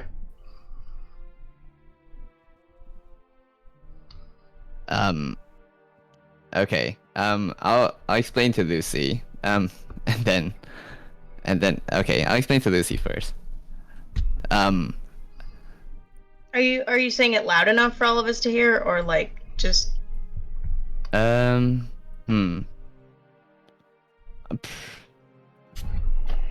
I guess so. Yeah. Is it loud enough for everybody here? Yeah. Okay. Lucy, I need to pick up this call. I'm running actually behind schedule from the rest of my mercenary group, and so I need to get in contact with them. They're wondering where I'm at, so I'll just head behind the tree over there, and so that I wouldn't bother you guys. That is And- not a good idea, friend. I would Oh. take that call here if I were you. Okay. Like if I'm not bothering you guys, sure. I pick it up. Sure. Now, one thing you do know, Johann, before you do pick it up, you do know that there is no... so with a phone call, you have the regular and then you have speakerphone. This Jesus. is essentially a speakerphone. Like, it's not like loud, but it's like, it is loud enough that Lucy, who is standing next to you, will be able to hear. I think Matif definitely comes forward All and the tries to be a part of information. this. I'm getting ambushed by unknown information. Okay, this is a challenge. You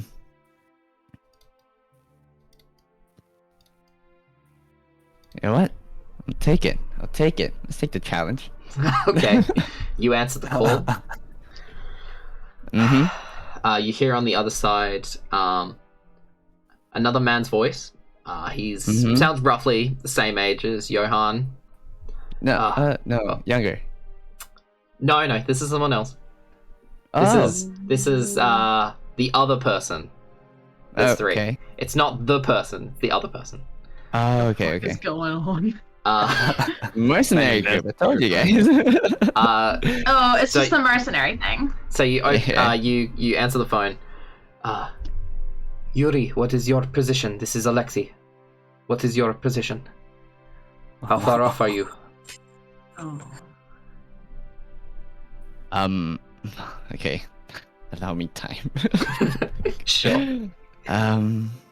You guys are all hearing this, Matif and Lucy.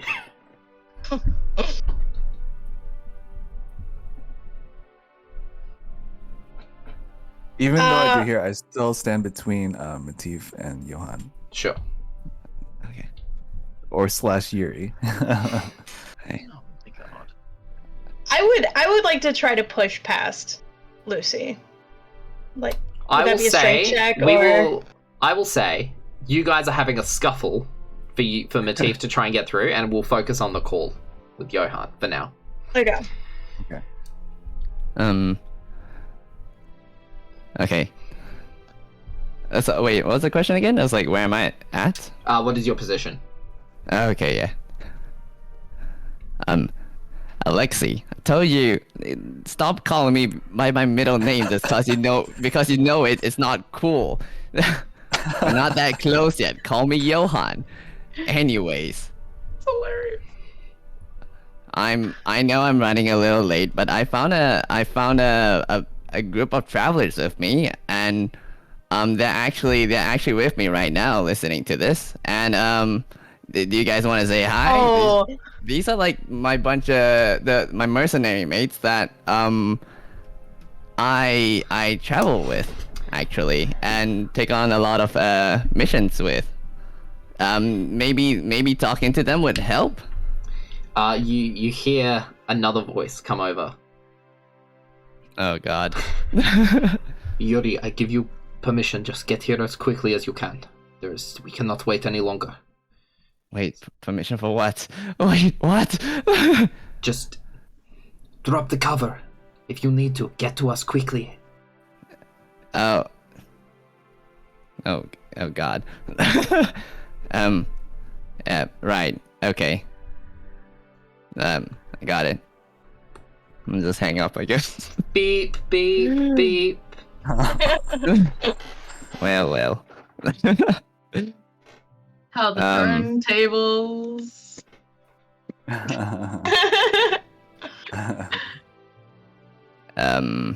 Yep. Well, they say that, but yeah, I've already dropped the cover, so you guys yeah,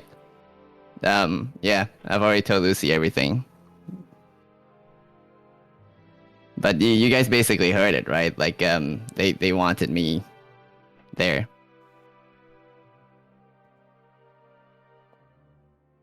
Right? Who want? I feel like the next couple of things depend on what happens between me and Lucy. Sure. So Shall you we guys jump heard to this that? happen. Matif, make a strength check. Lucy, also make a strength check, please. Oh wow. That's a save. Oh, Matif. oh no. How do I make a strength check? You just click on strength. Like there should be Can a I box. just take the one I got? Just minus one. No. You still beat him. You still beat him. Oh my god. It's a struggle, but you do manage to, get past Lucy. And I think after he says his last thing, but before they say, drop the cover, Matif wants to kind of like pull him up by the scruff of his neck and just get him like real close and not like do anything, but like just be intimidating as fuck. All right, make another intimidation check with advantage. It's at this point as Matif is like grabbing you by the scruff of your neck that the call ends. Jesus. Yeah, that's a 23 on intimidation. Wow. Take that with what you will, Johan. Matif's just kind of gonna growl like drop, or what was it? What did the guy say? The last line? Oh, drop the cover? Drop the cover or something? Yeah, he's gonna just repeat the last line, and just like in a low growl.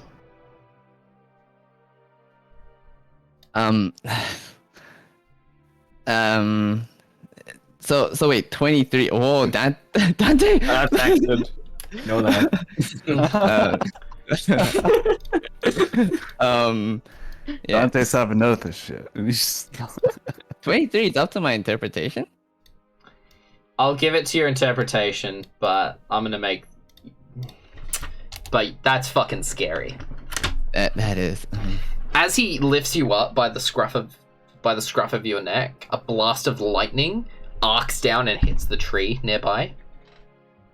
You hear the donkeys like rear up and like, in fear. Yeah. Dante, who are you trying to hit? I'll be like, oh, me? Go on. Oh no, it's like, No one? all right. I click on accident. Dante. Oh, okay. You could just use it, Spice things up even I'd say more. he's using his finger guns and shooting eldritch blasts into the sky. Just getting bored of all the drama, just shooting Eldritch Blast into the sky. It hits a bolt of lightning and makes this like colorful display like a firework. Emma's been smoking this entire time and think she's just watching it like with amusement. Like how like you just watch the tea whilst eating popcorn? Yeah, that, except the popcorn is drugs. Sick. Yeah. Just watching it unfold off her head, probably right now. Alright. I'm just gonna put my hands, like just one my right hand on the on Matif's arm and just fine. Now I'll tell you guys what I told Lucy. I'll just repeat that, I guess. Like whatever can I told make- Lucy. an insight check? Sure. Make a deception check, Johan. Da, da, da.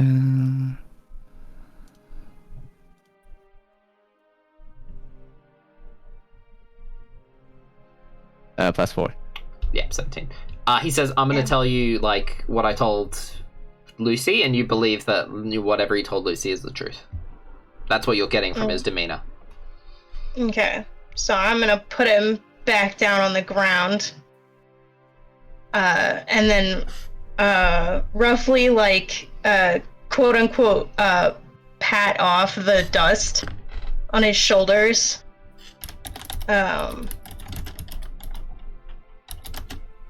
And kind of like walk away and be like, well, that wasn't so hard, was it? Sure. Yeah. I shouldn't have tried to lie at the start. I just I just really wanted a peaceful journey, you know. And yeah, but I see the mistakes now. Look, I mean, Lucy even made me carve this on my armor. It shows the giant L. Matif's gonna laugh and be like, that's your death sentence right there. You know what? I'll take it. I mean, peace, you know. So, you guys all go sit down. Johan recounts his story, the story that he told Lucy, which you guys heard before. What would you guys like to do after this? You said his middle name was Yuri? Yes. Yep. Quote unquote, middle name, quote unquote. Yep. Have you given us a last name? No. Okay.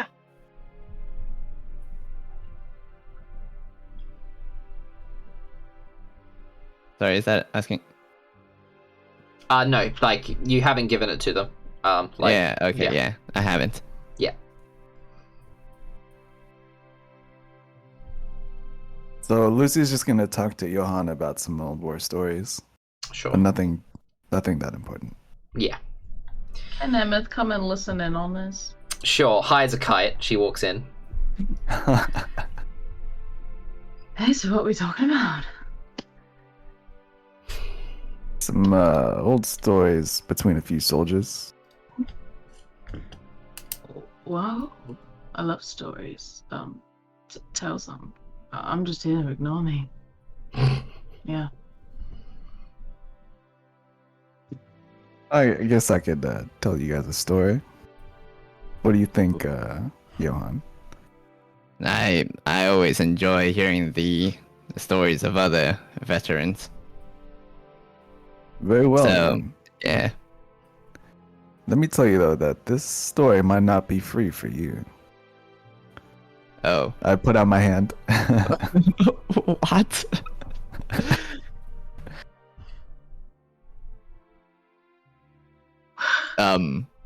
I'll pass him back his dagger.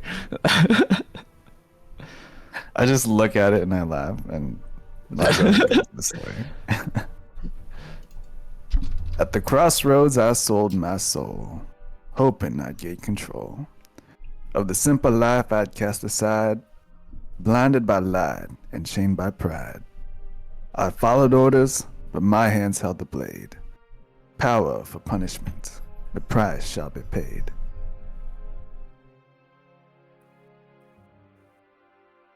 Whoa. Amesh says, well, man, that was pretty fucking deep. That was pretty deep, though. Oh my god, I sound like Amish. I relate.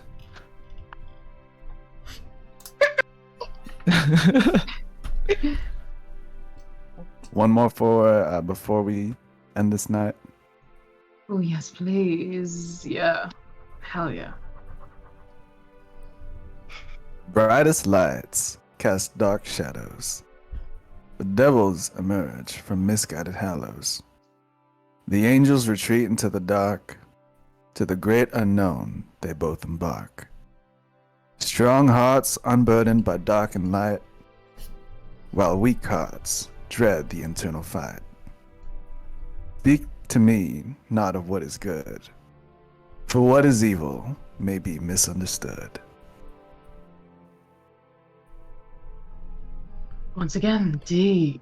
I like that. I'm not a person of much education myself, but I mean, I like it. Can't say I understood too much, but it was great. And I take a bow and then take a leave. So, you guys split up into your various tents for the night. Dante, I'm guessing you're on watch. Yep. Make a perception check for me. Don't worry about it. No, it's uneventful.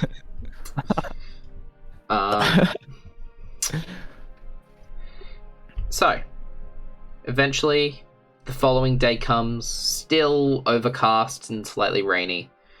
You pack up your things and make your way back onto the road. Is there anything you guys would like to do whilst you're on the road? Like to see how Johan's doing with his mace, his new mace. Oh yeah, it's a Any magic sounds? mace. So would you have attuned to this mace, Johan? I'm gonna ask Lucy again. Do you really want me to have this? Yeah, it's yours. I can't use it. I'm not much of a mace wielder myself. All right then. I will. I'll take it then. Thank you. Yeah. And, in exchange for our promise, right? Oh, wait, that was for the okay. Yeah. Of course. I'll get the shield to you. Done by the best blacksmith in town. Oh yeah. And by the way, make sure you carve love into the fingers. Ooh. And I show him my hand, my iron hand, which has LOVE on it. Wait, I'm replacing the whole arm? Modifying it. Okay. I gotcha. So, as you guys travel along the road, some of you still emotionally, what's the word? Rough from the night before. You see further along the track a relatively large group of soldiers making their way up the road in your direction up the path. Making my way. And if y'all would like to direct your attention to Roll20. What? Now, I won't be able to show Roll20 for our viewers, sadly, because I haven't sorted out the other main screen for our friend Johan. So you guys will just have to do the theater of the mind. Did you put in Eefa's spot? I could do.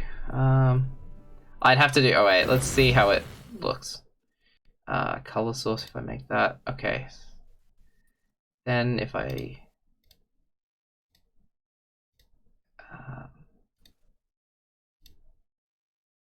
Sorry guys, give me a second. Oh, good.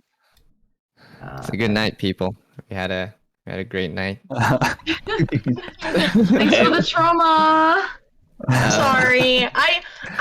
Okay. I would like to say, Berna, that I like you. I don't mean to make it seem like my character is me. Oh no. Yeah. It was like from like all the way from the start. You know, like the whole. It's always. I mean, you guys have played it Among Us before. Have you? You guys know how it is. You guys. Know I actually how it have is. not played Among Us. Oh, put that on the list. Thereby. We'll put that on the list for Yes. VTT Hangouts. And VTT gaming night. Let's go. yeah, you will feel what it's like to be an imposter. Even the smallest questions are like, You'll feel my whoa. pain. So, Whoa. You'll feel what I feel. so you guys make your way to the other path, and you see this group of mercenaries a distance away from you who begin to slow down as they see your approach. Actually, I'm going to put Amesh here, and he'll look after the...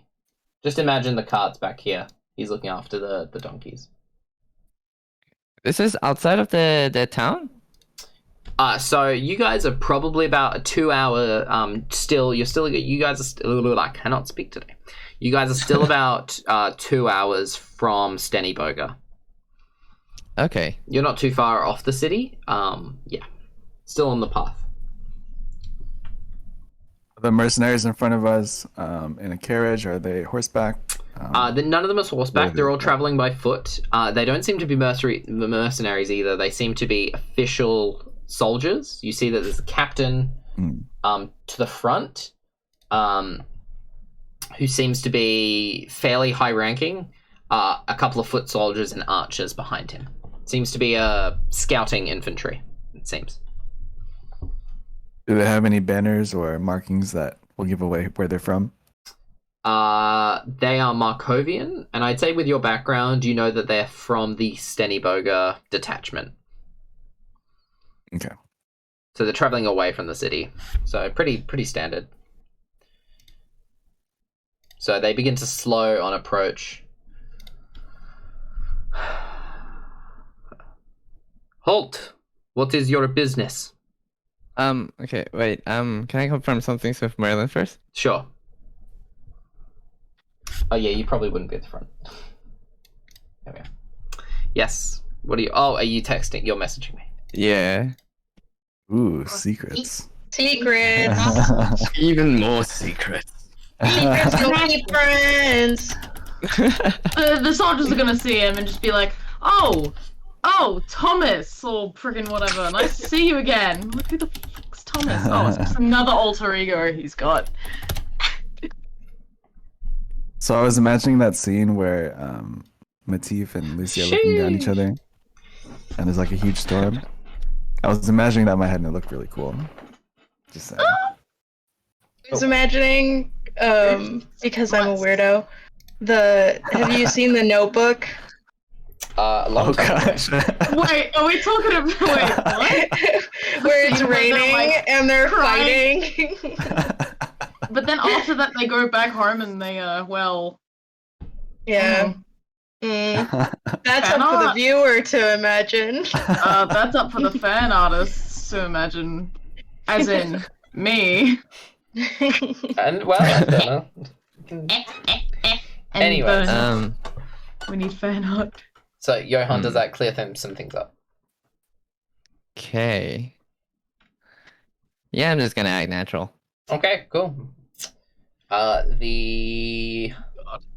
they say, halt. What is your business?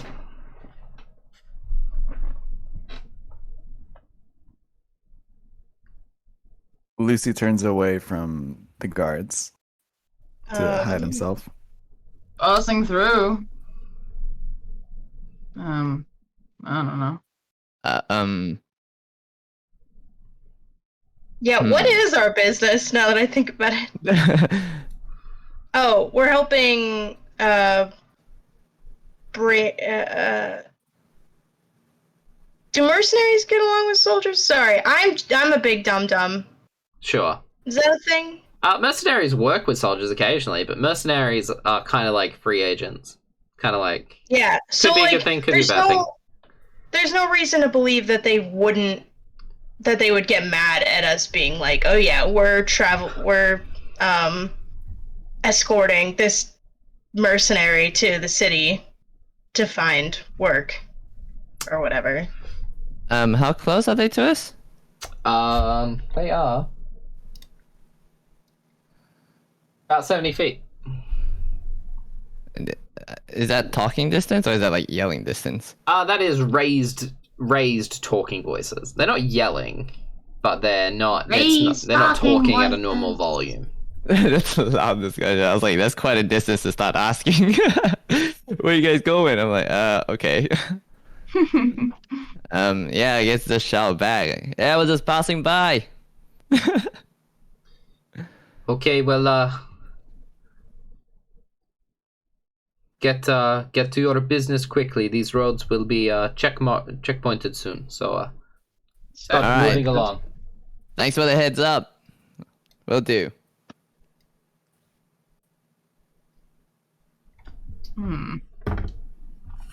I don't like how we opened roll 20 and then that was really easy.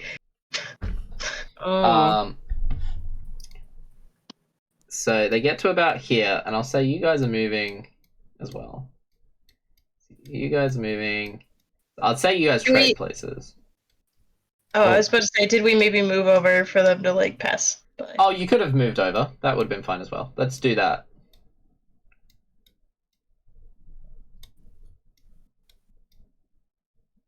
That works better.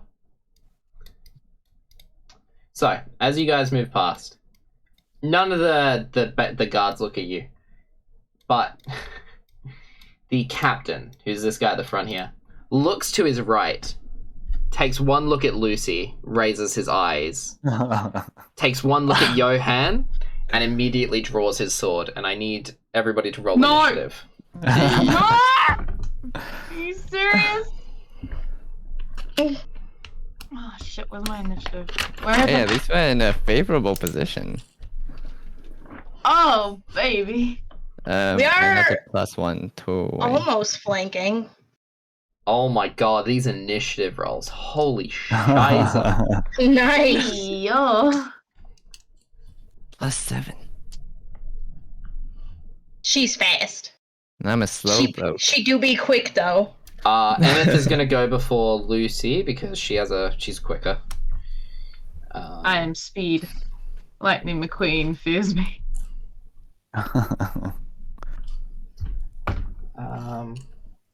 Okay. By the way, was that night a long rest or a short rest or? That was a long rest if you guys need to heal up or anything. Do I need to heal?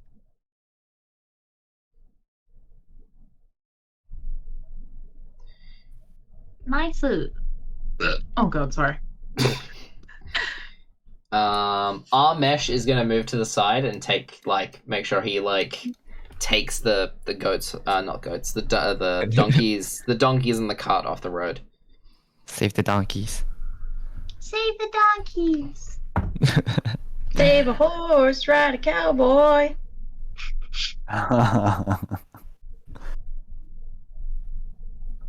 Yeah, fuck yeah. Save the donkeys. Alrighty, first up, Matif. You see the captain draws his sword. The others follow suit, looking towards you and the two people next to you.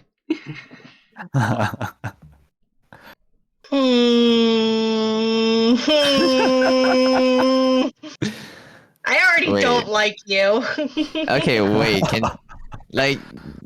There's a preconceived notion that Lucy's just banned from the city, right? So maybe there should be an Yeah. additional check to also That's question. fair. Make an to- insight check, Matif. No. Okay. Oh. You Yeah. didn't. You see that they're all looking at the group of you, and dude, these guys, they just really want to fight. You don't know why. You do not know why. They're not looking at any specific people.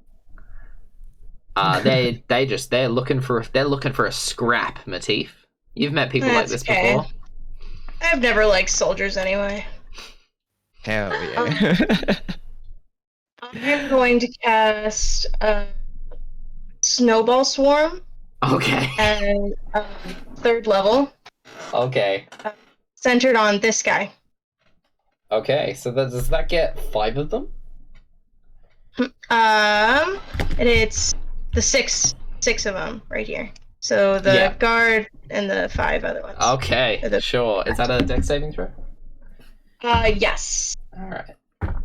That's a success from the captain, but all of the guards fail. Okay, so Ooh. The captain takes what's half of 17? 7? No, Fine it'd number. be 8. 8. And the others take the full 17 cold damage. Oh boy. Okay. Oof. Merlin begins to panic. He Yes, is the lives of his NPCs right now. rebalancing on the that spot. is I'm also gonna try to kind of get out of the way and be like, oh god. Does that provoke an attack of opportunity? Sure does. Yeah. It provokes an attack of opportunity from 2 of them. Oh, Lord. 17 to hit on the first one, So, That's wait, yep. and a 14 to hit on the second. That matches. Alright, so it hits. Yes, I believe you can do something here. Anna? Who were you talking to? Johan. Yes, I believe Sentinel, right? Yeah, but let's step further. What was that, sorry? Does that count? Like, when does it count as my? Do I block any moves? Oh, I don't know if you block any, but I think you will be able to make an. Let me look up the wording of Sentinel. When a creature within 5 feet of me makes an attack, so it's the person attacking. Yep. I get to hit one. Yep. So you'll be able to hit this guy here. That's what I thought Sentinel does. Let me just. Do I have the mace equipped? You would have it equipped. You wouldn't have like connected to it magically yet, though. So. Okay. What's the damage like? On the mace, it's bludgeoning. D6. It's a D6. Yeah, it's not as much as your Warhammer. I'll hit it the Warhammer. All right. Them. Go for it. So, do I have to roll for attack, or is this like yes, a natural? you still roll for attack. Okay. My day. Yeah, that's a miss, pal. You swing with your Warhammer, but the guard quickly dodges out of your reach. Oh god. Okay. Matif, that's the end of your turn. Uh-huh. Cool. Emmyth. You didn't tell me what they hit me for. Oh yes, sorry. That is. I mean, no, they didn't. It's fine. You take 17 points of slashing damage. Ooh, that's a big yikers, my dude. Mm-hmm. Emmyth, your turn. All right. I will get open these bitches' grill right there. Sure. I will say you're not flanking because there is no ally on the other side of that enemy. Never mind. Wait, can I reevaluate that? Sure. Okay.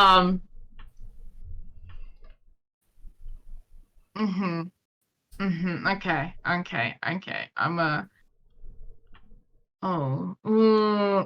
Eefa, get out the way. I need to get past. Because if I do this and then this, I get out of the way of this guy. Yeah. Oh god. How much movement do I have? 30 feet. 1, 2, 4, 5. That gets me there. If I go 1, 2, 3, 4, 5. That's where I want to be. Okay. So then I'm technically flanking with Lucy. That is true. You are flanking with that guy there. Well, I will attack this boyo with my rapier. Go for it. I'll give a crack. Oh, my lord. Yeah, he's dead. He's Oh, wow. Matif creates this massive snowball flurry in the center of this group of guards. You duck through. you get flanking with Lucy. You lock eyes with Lucy. grab your rapier. The guy isn't even looking at you. You grab his neck and you just force it onto your sword. Oh. He just begins bleeding blood and just collapses to the floor. That guy's fucking... Just fucking murked him, dude. Yeah. Yeah, Nice. that's bonus action. And you have 5 feet of movement left, I believe. I'm feeling a bit crazy. Let's use my first action surge. Okay. Let's go. I'm gonna try and attack this guy here, the other guy. Sure. I'm gonna give it a crack. Let's have a go. You won't get sneak attack damage, so that's just... No, let's count that out. It's just 10 then, but that hits. Sure. Yeah. Okay. You quickly make a quick slash across the front of his armor and manage to slash. Your rapier is so fine, it manages to get into his chainmail and get in between the links somehow. Ooh. He growls and looks up at you. Lucy. I wink at him, and then yeah. Sure. Okay. He looks very confused. Exactly. That's the goal. Lucy, you're up. Okay, and then the person that Emmyth is standing right next to is the captain, correct? Yes. Okay. So I will cast Phantasmal Force on the captain. Okay. That is what kind of save? And intelligence. Oh, natural 1. My God. So what would Sure, you roll like to make damage him on that? see? So he is imagining himself in a brothel, just relaxing What? with a few women. What? Let me see the wording of Phantasmal Image. I don't believe it's like... It's not like create like a vision world whilst they're getting stabbed. That'd be wicked. It's fantastic image. Yes. That is a fantastic image, I will admit. Astrid, bonk horny jail. No! Shit, I'm going in horny jail. Yeah, a phantasmal object, creature, or other visible phenomenon. I will not say that you can just replace their vision with a brothel. Okay. He will see a phantasmal woman Okay, that lures him in, like a Okay. siren. sure. Roll your damage for Phantasmal Image as well.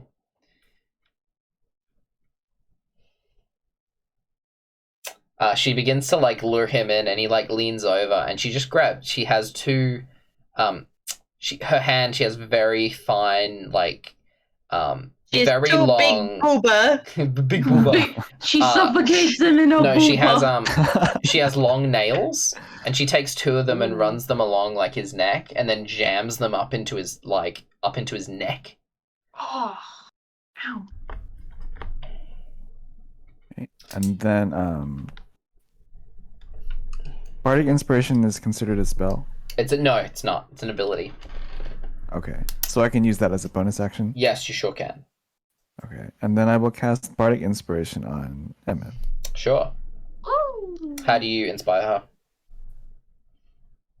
Just give her another wink. Okay. Now it's the captain's turn. He is going to... I just realized, do I have music on this page? I don't! It must be so silent. Oh my god. Oh no. Oh no. Oh no. Oh well. I'll just try and entertain the crowd. He's not feeling great about the position he's in, so he's going to take all 3 of his attacks at Emmyth. Woo! That's a 22 to hit on the first one. Yeah. That's a crit on the second one with a 19. And Wait, what? He's a champion fighter. Son of a dick. And that's a 14 on the second. Oh, hold on, wait. Sorry. Does that sorry. Fuck. Yeah, all of them hit. Okay. I'm with so screwed. with a crit on the second one. Oh no! Wow. Okay. So that Imagine it is. now. So that's 9 damage on the first one. Oh shit. Oh, great. Just get it over with. Come That's on. 18 on the second slashing damage. Okay, really hurt.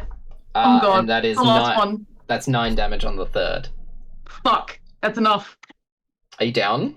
I'm down. I can imagine it now. Emmyth just like getting winked at, and she smiles and she's kind of oh. And then she gets ripped apart and she's bleeding unconscious on the floor. Wow. How nice. As Emmyth falls to the floor, he puts his foot onto Emmeth's neck and he looks at Lucy and Johan, and he just breathing through. He's fairly hurt. He looks at you both and traitors. Next, Dante. Yay! Does anyone hear what the captain said? Traitors. Like, everyone hears that? Yes, he fucking yells it at you. Oh, God. I'll take unconscious. a step back and I'll fire 2 Eldritch Blasts. at the captain. Level 5 Eldritch Blast, everybody. 2 Eldritch Blasts. Yes, King. That'll hit. The king is here. Let's 11 go. damage. Yep. And then the second? Oh, 9. 9 misses. So 11 damage. Still a lot of damage, though. You pull out your finger guns. Bam, bam. Cowboy, bang, bang. I'll need to show you guys that video sometime. Cowboy. Yes. One of the Eldritch Blasts hits him squarely in the chest. The other one goes flying off into the air. Next is Eefa's turn. She's gonna run over, and I'm pretty sure she would cast Cure Wounds onto Emmyth at 2nd level. And you heal 10. No, a little bit more than that. It'd be 13 points of healing. Oh, so that just revives me up. Yep, so you're up with 13. The captain still has his foot on your neck, but you're up at least. And she's just going to stay there. She's not going to do anything else. Johan, it's your turn. Hey. I'm thinking of this. It's directed at me, was it? The cry of... Wait, traitors. Traitors, he looks at you and Lucy. Okay. Okay.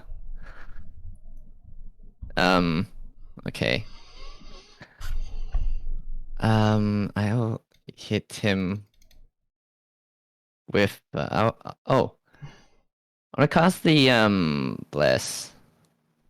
Bless is a bonus action, right? No, Bless is an action, so you won't get to attack.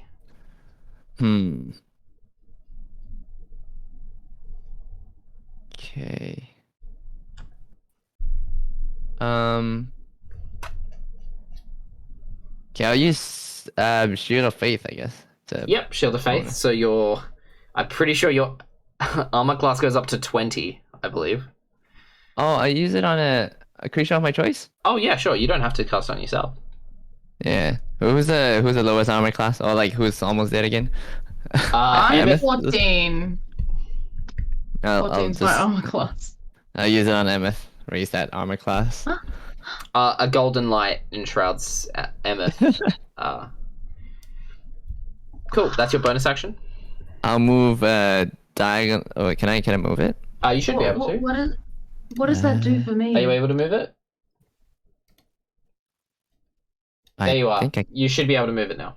Oh yeah. There we go. I'm gonna move there. And then hit the captain with the warhammer. Sure. I'm pretty sure you are level 6, I believe, so you do get 2 attacks. Oh, what? Oh. Yeah. Do I do one roll for both or no, individual? two rolls. Yeah. Okay. Oh my No. god. This is the guest miss curse. on the first one. Yeah, guest curse. Oh boy, buddy. You go in and swing with the warhammer, but the captain is very skilled and he parries your blows. I think, is that the end of your turn? I'm just gonna go ahead and shout over my shoulders. Looks like they're after you, huh, Lucy? Make a deception check. Oh God. Question whilst he's Why doing would that, you do that? What did I just get from that armor class boost? It's +2, I believe, to your armor class. +2. Okay, thank you.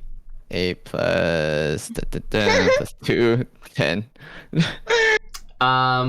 It's a natural conversation. Yeah, he definitely brings attention to the fact he set it towards Lucy. Okay, now it's the guards' turns. They're gonna move up here.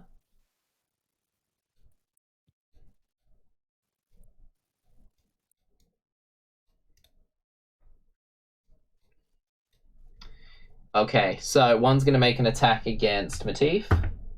That's a 2, misses. One of them is gonna make an attack against Lucy.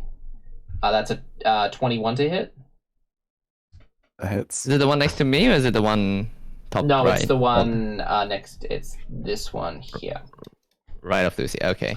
That is 6 points of damage, Lucy. Okay. The one next to you, Johan, is going to attack you. That is 23 to hit. Ooh, how many damage? That's 4 points of damage. Not much. Okay. This one is going to make. The guard is going to make 2 attacks against you, Johan, and 1 attack against Emmyth on the ground with advantage because she's prone. Put on. It's a 16 to hit on the first one, Johan, which I believe misses.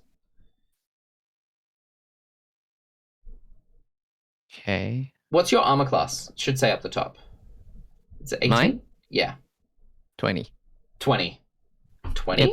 Oh, yeah, because Yep. you're wearing a shield. Oh, shit. What the fuck? Yeah, man, plate mail. Second attack is a natural 1, misses. This is against Emmyth. With advantage. No, misses. He rolled 2 5s. Yay! Oh, no. Okay. This one's going to make an attack against Eefa. That is a 15 to hit, which I believe misses her. I don't have a character sheet up. I'm pretty sure it misses. I think her armor class is 16.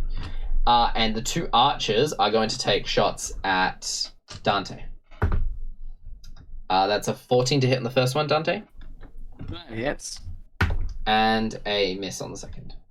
So that is 9 points of damage as an arrow, max damage, strikes you in the chest.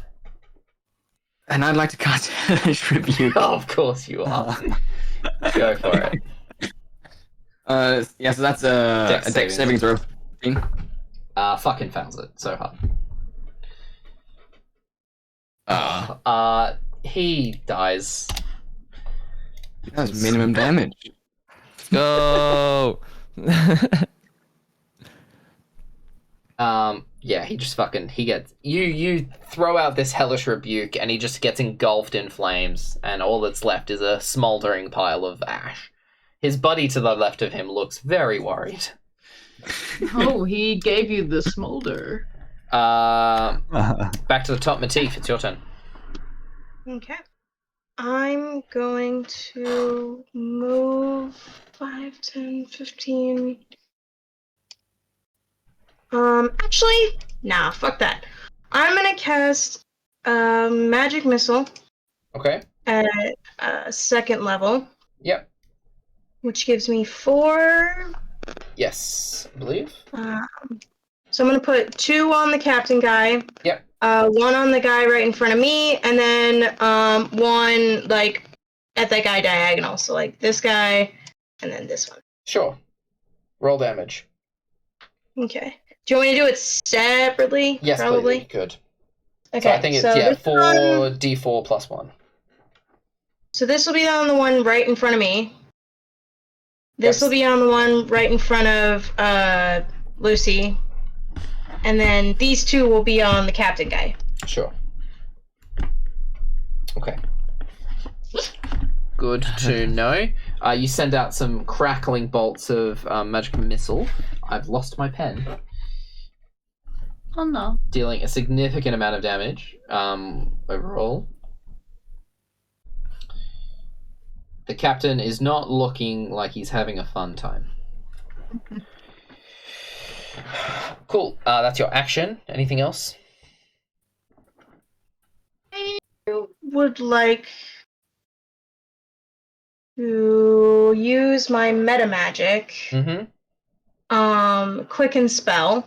Yep. Cast another spell this turn. It will have to be a cantrip because you've already cast a spell. I'm going to cast.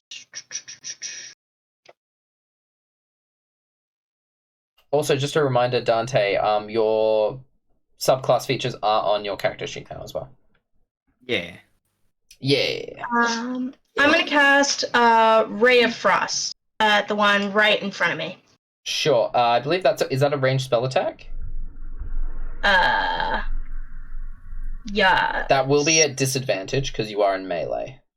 Well, I was going to move anyway, so I'll do that first. Over Okay. here. He will take an attack of Take his opportunity. attack of against you. opportunity. That is a 13 to hit. No. No. Okay, and then I will. Oh, actually, wait! I have to roll to hit. Oh my Yes, gosh! you do. That never happens. Oh my god. Oh my god. Yeah, that 18, definitely hits. Yeah, it's 8 damage. Cool. And do you want? Okay. I was about to say, Yeah, he turns into a literal ice cube. Just stands there, shocked. He's very dead. Okay, that's the end of your turn. Yes. Emmyth, your turn. Hi. The guy's foot's still on my head. Yes. Okay. Like to myself, I'm like, I appreciate this kind of thing in a totally different context. And I want to try and use my action, I guess, to. Oh, it's more of a thematic thing. You can just get up. You just push it to the Oh, side. I You can? Yeah.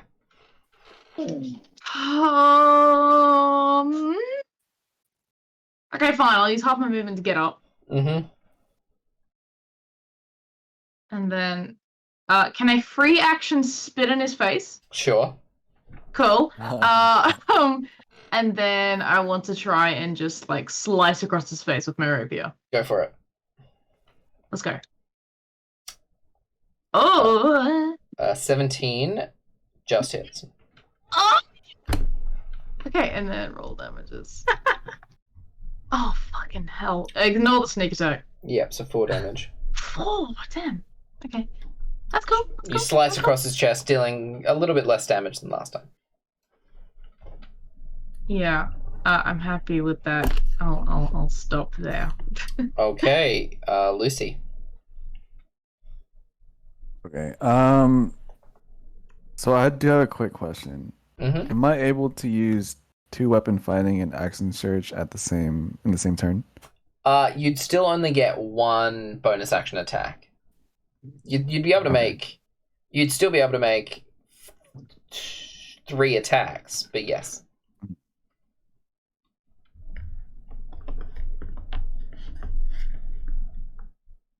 So that's what I'll do. So I will slash at the one in front of me with my rapier. Yep.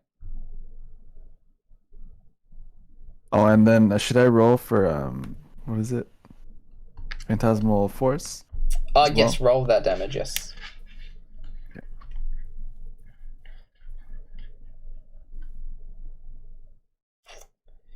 Yep, rapier hits, roll damage. Yeah, you obliterate that guy.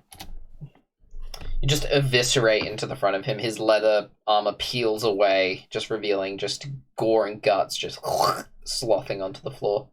He falls over. And here's Phantasmal Force. A single damage. Okay, and then I would like to use 2-weapon fighting to throw a dagger into the other one next to me. That will be at disadvantage. You could just stab him. Okay, then stab him. Yes. Go for it. Misses. Ooh.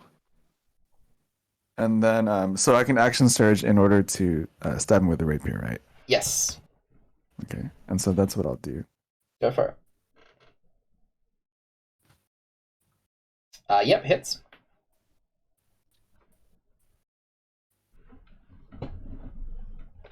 Yeah. Actually, that guy's not quite dead yet. But he's looking very hurt. You slash into him with the dagger, carving this just horrific L into his body with your rapier. Nice. Okay, now it's the captain's turn. He turns towards you, Emmyth. Mm-hmm. Spits in your face, and he takes all 3 of his attacks against you. Nice. Oh, God. It's a 21 to hit in the first one. It's a Wow. 16 to hit in the second one. Mm-hmm. Oh, yeah, it does it. And that's a crit on the last one. Oh, God. I'm already out after the first one, honestly. It's 8 on the Honestly? first one. And that's enough. Wait a minute. Merlin, don't do that. Merlin.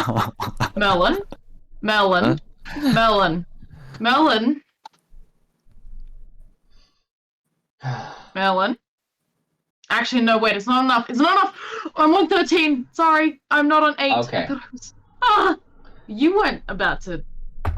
Okay, and then you take 11 damage on the second one. No, back it up. You weren't just about to do what I think you're about to do, were you? I said to everybody at the table that, at this imaginary table, that he takes 3 attacks against you.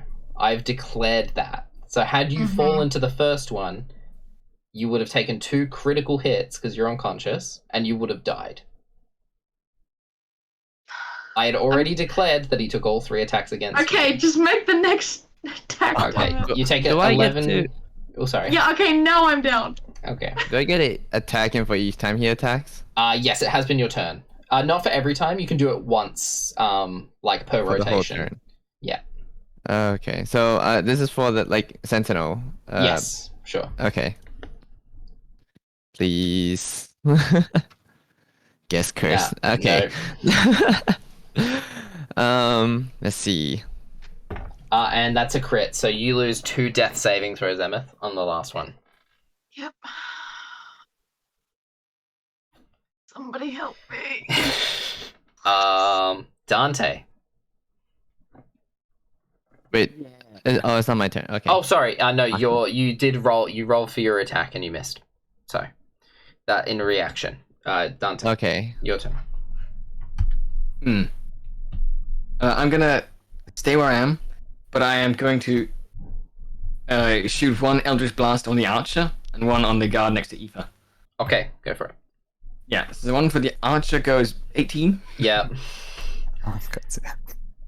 Yeah, that guy's fucking dead. Like, that's max damage Eldritch Blast. Fucking hell. Alright. Lucy wasn't actually lying when he said I was scary. Yeah. No one was Oh lying. my about god. That does miss the guard, though. I am just learning. You send out your Eldritch Blast, and you just feel the power of nature course through you. And you just see this Eldritch Blast just tear this guy apart from the inside. It Holy shit. cracks through his armor, and you just see it, like, explode outwards. The second one you shoot towards the guy fighting Eefa, and it just pings off his shield. That guy just littered, and nature is like, fuck you in particular. Is that what you're doing on your turn, Dante? And then I will move here. Okay. Now it's Eefa's turn. She is going to, as a bonus action, summon a spiritual weapon. Which I will just make like a H for some reason. Or a chair. And that will make an attack against the guy. Definitely hits. That is a number of force damage. That's a lot of force. That's a lot of damage. Now that's a lot of damage. Yep, she does that, and then she attacks him with her knife, and misses. Her niff. Her niffy. Her kniffy. Johann Sebastian Bach, it's your turn. Nice. Theory.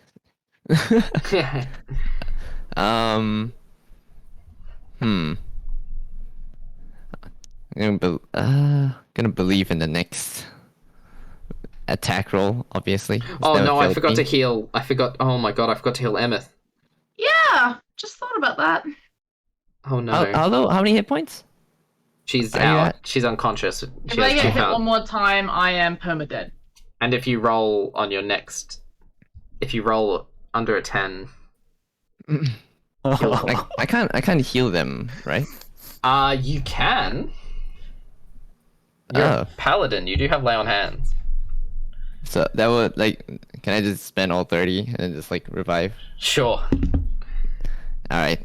Wait, how many hit points do you have? I assume more than 30. 35 is it? Yeah. All right. 35. I'll just put all 30 in, I guess. Sure. You reach down a hand and you send your divine energy into her. Emmyth, you feel all of your wounds close up and heal themselves. You look up and see Johann reaching a hand down, healing you. And you see the face of a kind man. A kind man. That is your action, Johann. Yep. They get a How much? bonus. 30 points. 30 Is that points of 30 healing. healing? Yep. Holy fucking shit.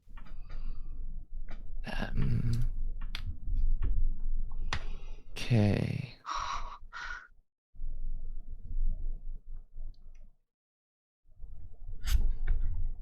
Let's see if there's anything I can do. I genuinely forgot to heal you. Oh my god. Oh, I think I'm almost about to cry. Oh. Oh my god, I need therapy after that one. Jesus Christ. Okay. Go Concentration means after I the can't. Concentration means I can't cast another concentration Shield spell? of Faith is up, so no. If you cast another concentration spell, it would break the old one. Okay, I think we'll. Yeah, we're good. We'll end turn today. Okay. Now it's the guard's turn. One's gonna take a swing against Eefa. And I think that hits. She takes some damage. She's been unhit so far, though. The other one takes a hit against Johann and misses. Fucking nothing can hit 20. Jesus Christ. Matif, you're up.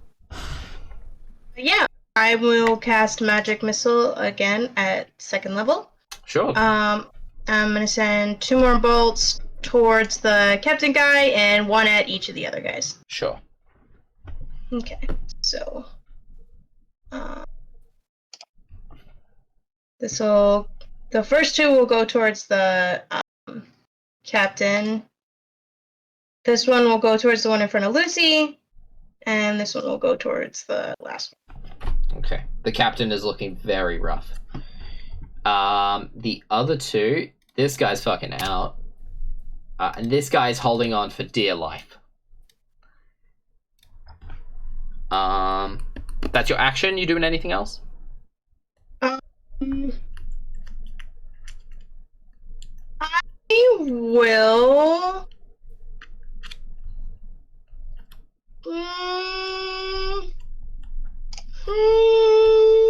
You'll hum? 5, 10, 15, 20, 25. Go here. And then I will quicken spell again to again cast Ray of Frost against the captain guy. Go for it. Definitely hits. How do you want to do this? Okay. What was his last action? Who did he attack? He attacked Emmyth, right? Yeah, he almost killed Emmyth. Okay. So, I think the there's like a shock of blue that goes through Matif's eyes, and he does the finger gun pointing, shoots out the ray of frost, right? And it goes past Emmyth onto this guy, and like it starts in his chest, and it's just like ice just starts taking over each one of like Anna in for the first Frozen movie, yeah. where like ice just starts taking over her whole body. Yeah. It's like that, and he's like in the middle of trying to strike Emmyth again, and he's just like stuck in that like ice statue position. Sure. Amazing. The last guy, this guy's fucking dead. This guy here, he gets on his knees and he begins begging. Like, please do not hurt me, please. I'm from the villages. I was conscripted. I did not ask for this. Oh, I feel for this guy. Oh, that's pretty sad, actually. He looks over at his friend over here who got fucking wrecked by Dante. And he goes, oh, Brent. Oh, no. Let him go, let him go.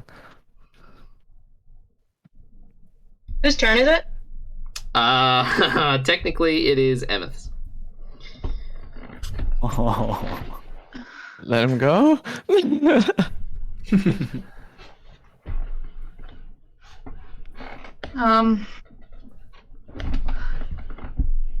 I look traumatized. My eyes are kind of just like blanked over a little bit. I would say, actually, Can I would say that it hasn't been long enough. If I won't institute the instant kill rule. So this guy is still alive, but he's bleeding out. The guy who Dante absolutely wrecked. There's still some light left in his eyes. Okay, can I interject, or is this like battle?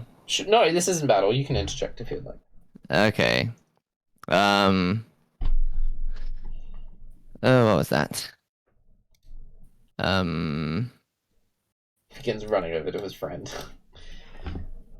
Can I, like, is he affected by a status condition? No, he's not. The guy who's like slowly dying? Yeah. No, he's dying. He's dying. No, I want to save him, but I spent all the healing points. Eefa will run over and she'll give him like a level 1 cure wounds because she's nice. Oh. I would assume she would do something like that. His wounds heal somewhat, enough where his eyes flutter open, and he goes, "Ash, I thought I was gone." You see, they both embrace, and they both give each other a slight kiss, and look over to you guys, and they just hold hands, and they run off. Nice. Aww. They didn't ask for this life. Shit, it's sad though. It's real sad. They run off. The other guys were fucking dead. They're so fucking dead. Two of them are ice cubes, and the others were mush. So one's legit literally a pile of ash. Emmyth is just going to sit on the floor, like elbows on her knees, resting her head between her legs, kind of thing. Just like a bit, very, very shaken up. Sure. She just almost got killed twice, back to back. Yeah, and she's probably bleeding everywhere too. She's fine, but yeah. So, you guys take a minute to breathe, and because it is starting to get a bit late now, there's still some more things I need to get to in this episode. So, you guys take a minute to breathe and to heal. Is there anything immediately that you guys would like to do? Lucy's gonna go over to Emmyth and try and comfort her. He won't say anything, but he's just gonna be next to her. Okay. If you sit next to her, she's just gonna take her time, but eventually she'll rest her head on your shoulder, just lean on you. Okay. So, you guys take a minute to heal up, and you get back on the road, leading your cart with your donkeys along the road. Let me take us back to the main screen. You guys go back on the road, lead your cart towards the city of Steniboga. As you guys approach the city, Lucy, you do know that you are barred from the city and you are unwelcome within the walls of the city. So, what would you guys like to do? You still need to find a way out. You guys do know that you can talk to I can't remember her name, the old lady. Mishka. Anushka, sorry. You guys know that you can talk to Anushka, who is she's not in the city. You guys can travel to that crossroads area where the business is. You guys could travel there and ask for transport. So you guys don't even have to go into the city if you don't want to. There's still also Dante's friends, right? Yeah, Dante, you do have your contacts in the city. If I can remember their names. I know one's called Bud. Bud and Wilma, I believe. Yes, I believe so too. Filma, yes.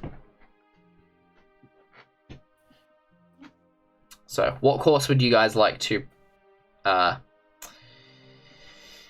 after? I think it's a good idea if we try and stick clear of the town for now. Yeah, I'd stay out of the city if it was my idea. It's a good idea. Okay. So,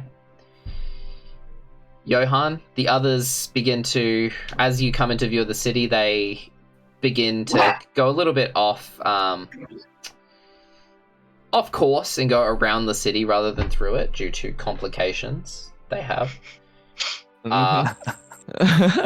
So, complications. As the party begins A to complication. leave, what would you like to say to them?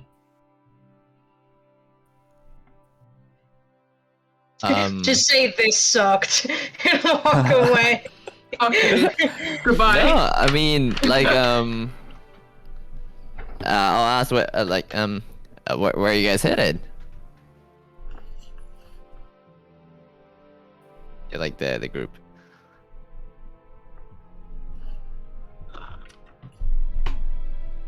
I don't know. I can't remember. Shit. I was about to say something and then I blanked. We're going to Lu Pai, right? That's the one, right? No, The one you're actually going to is the Pago Fort, but you're saying Liu Pai? Matif? I mean, I don't give a shit to lie. I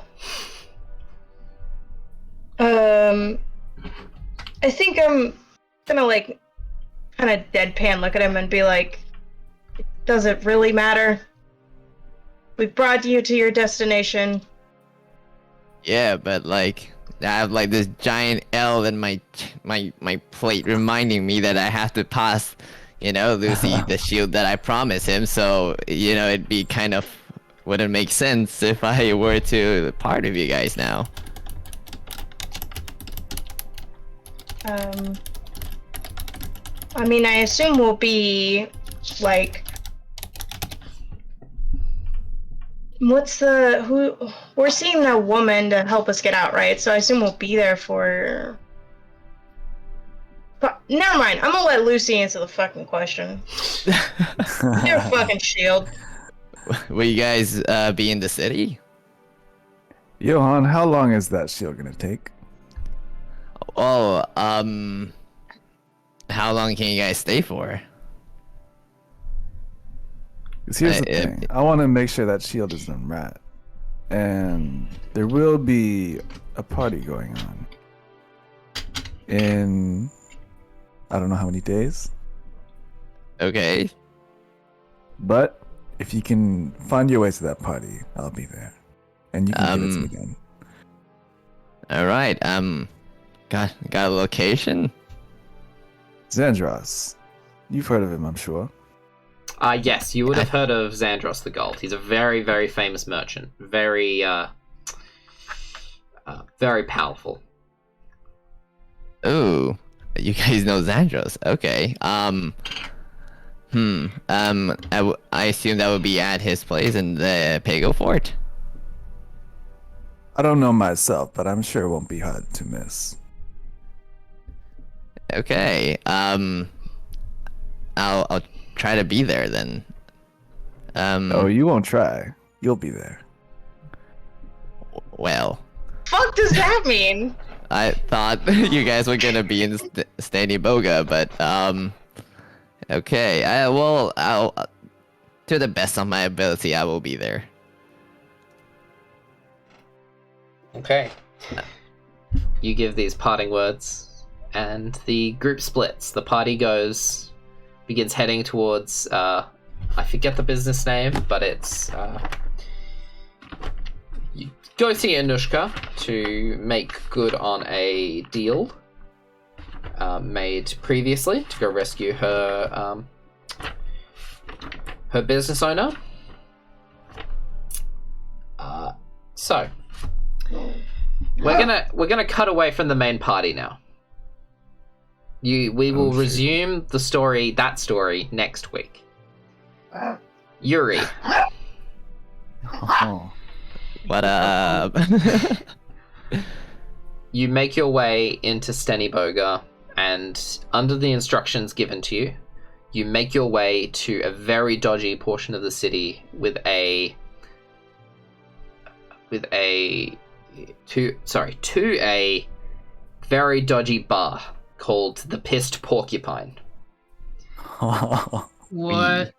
You walk inside, and behind the counter is a 6-foot-tall porcupine person wearing an apron with this kind of grubby-looking snout. They look over to you, and they raise a hand in recognition. They've been expecting you, and they kind of point towards the back room. You see that the bar is basically empty at this point. Most of the patrons, due to the war, anybody with a good sense has left. They've all gone to either fled the country or gone into hiding. You make your way into the back room, and there you see Alexi. And sorry, let me just pull up a page real quick. You see Alexi. You see Alexi, one of the head wizards at the capital of the Stolica, and you see your new liege, the prince. I didn't write the name down. Give me 3 seconds. God damn it. It's Ivan. Yes. You see the Prince Ivan Markov. They're sitting in discreet traveling clothes. He looks up towards you. Yuri, you took so long. Were you waylaid on your journey?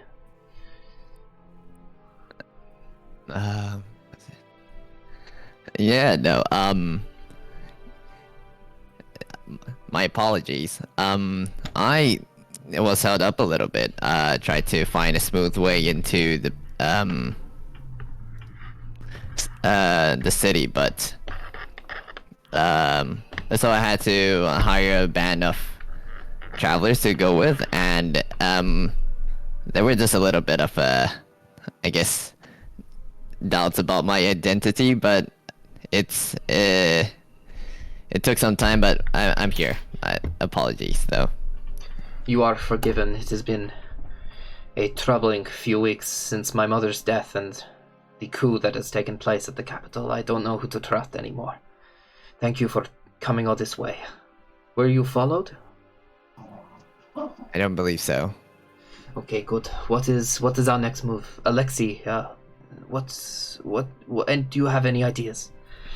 Alexei looks over. You know, there are many paths we can take. I think a good place to go would be Liu Pai. They could protect us there. They have a very functional democracy, and they respect our sovereignty as a nation, and as your claim as king. I do not know where else would be appropriate to go. He looks over at you, Yuri. Oh.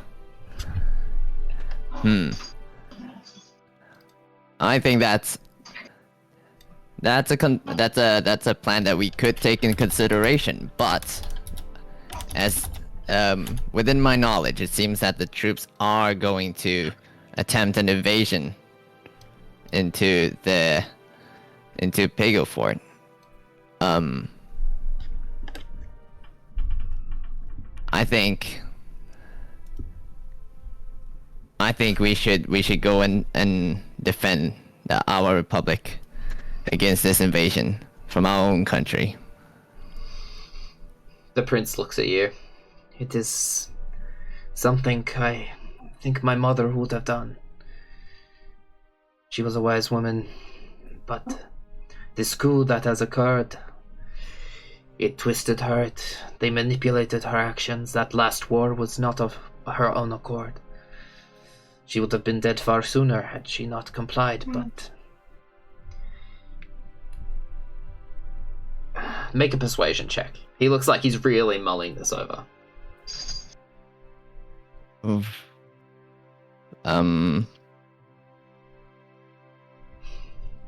Jesus Christ. I can back it up. I have Sure. more dialogue. Go for it. Go with more dialogue. Okay. On the way, Prince, on the way from Vinograd, I came across what do you call those? A squad? A squad. A band. A detachment. I came across a detachment of soldiers scouting around the Steny Boga, and they managed to identify me and another companion of ours in the party, and we had to fight them. The battle was, I say, fairly easy, but when we were after killing off about half of the detachment, I saw something that reminded me of why we cannot continue running. I saw two soldiers just begging for their lives, and I know that they're there against their will. And if we just run away again, generations of soldiers like them will have to suffer through the same thing. I cannot stand for this. Make a persuasion check with advantage.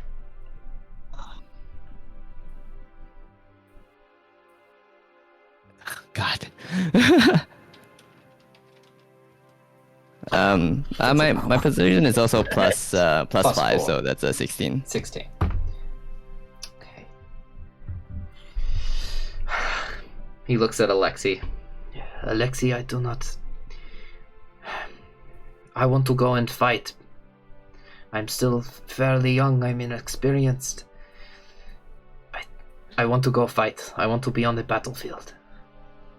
Alexei crosses his arms. I do not respect your decision. I understand what you want to do, but I do not want you to risk your life.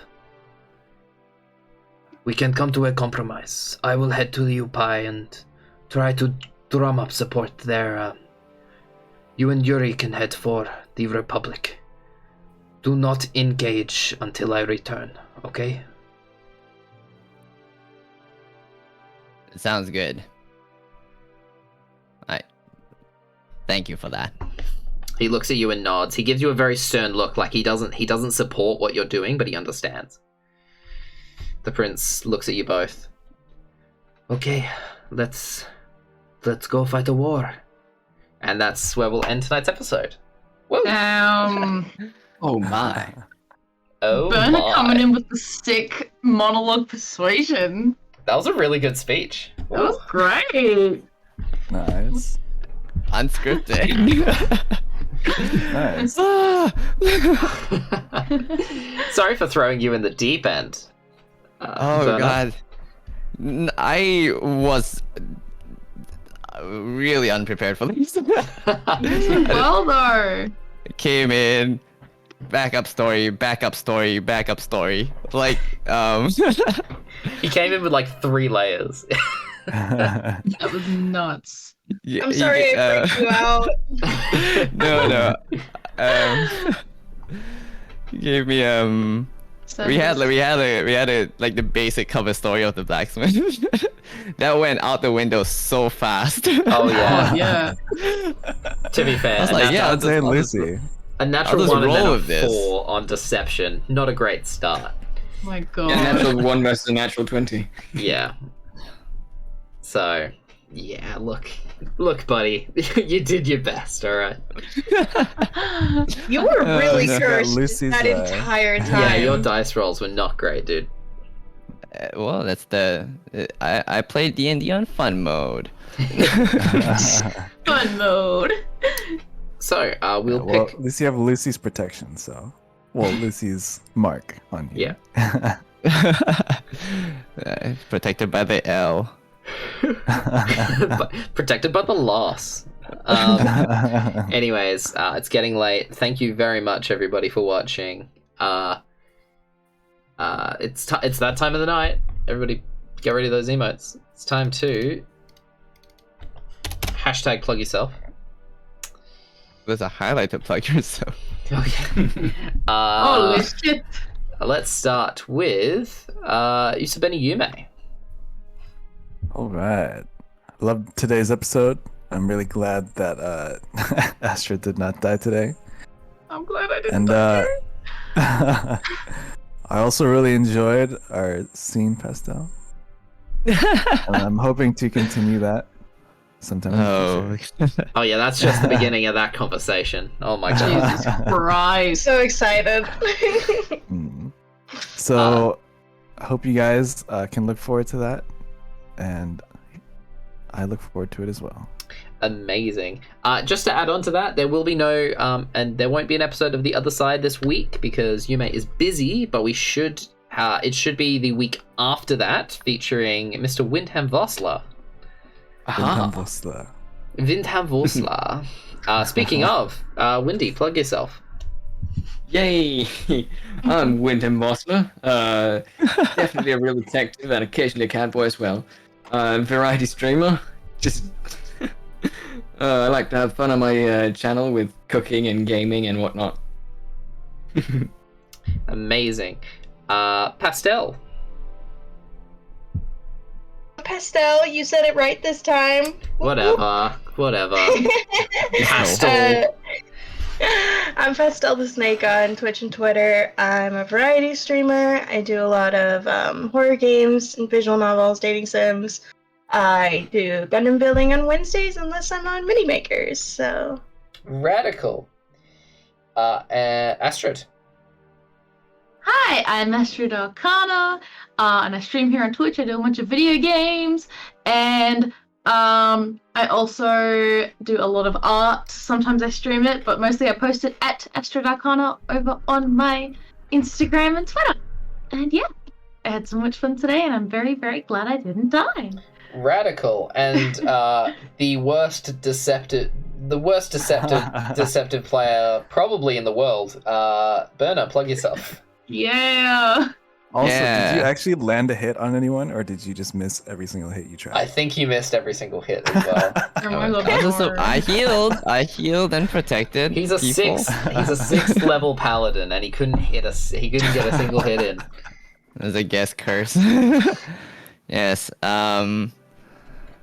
I'm basically playing at an NPC. I'm basically Ryan Reynolds. Yes. From Fun Guy. No, Free Guy. Yes. Yeah, free guy. And You are also a fun guy, but Ryan Reynolds from that mushroom movie, Fun Guy. So, yeah. Anyways, so I might make more appearances. I'm not sure. And you can catch me streaming on my channel, Burna_CH. I mostly do art, but it's kind of like 50-50 with like, as of now, Yakuza. I'm gonna try out some roguelike games in the future after I'm done with Yakuza, but art, music, stuff. radical. Burna is also our official NPC campaign artist, so keep an eye out for his art, because I do commission him occasionally for art. He did, I think I have them still up on the screen.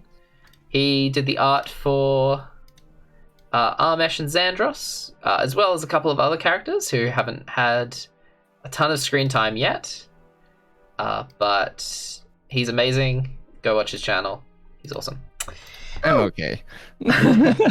And please go support our missing Aidolon. I don't think she was very well today, so please go show her some love over on her Twitter and her Twitch of the name up there. And finally, I'm your humble dungeon wizard, Merlin the Magister. I'm here. I have a channel, quote unquote, but you'll find me here. I do mini makers on Mondays, or every other Monday. As well as this. This is my main show. Please come support us. We love you all. So yeah, thank you for watching. We will have a episode recap posted to Twitter for those who weren't able to catch the full episode or just want to catch up in general. Written by the wonderful Usubeni Yume. So yeah, keep an eye out on our Twitter. That's where you'll see all our updates. Amazing. And I guess that's where we'll end for the night. Thank you everybody for watching. We love you all. Hashtag don't forget to love each other. I added the hashtag because that's not copyrighted. And we will see you guys later. Goodbye. Bye, everybody. Thank you so much. Bye.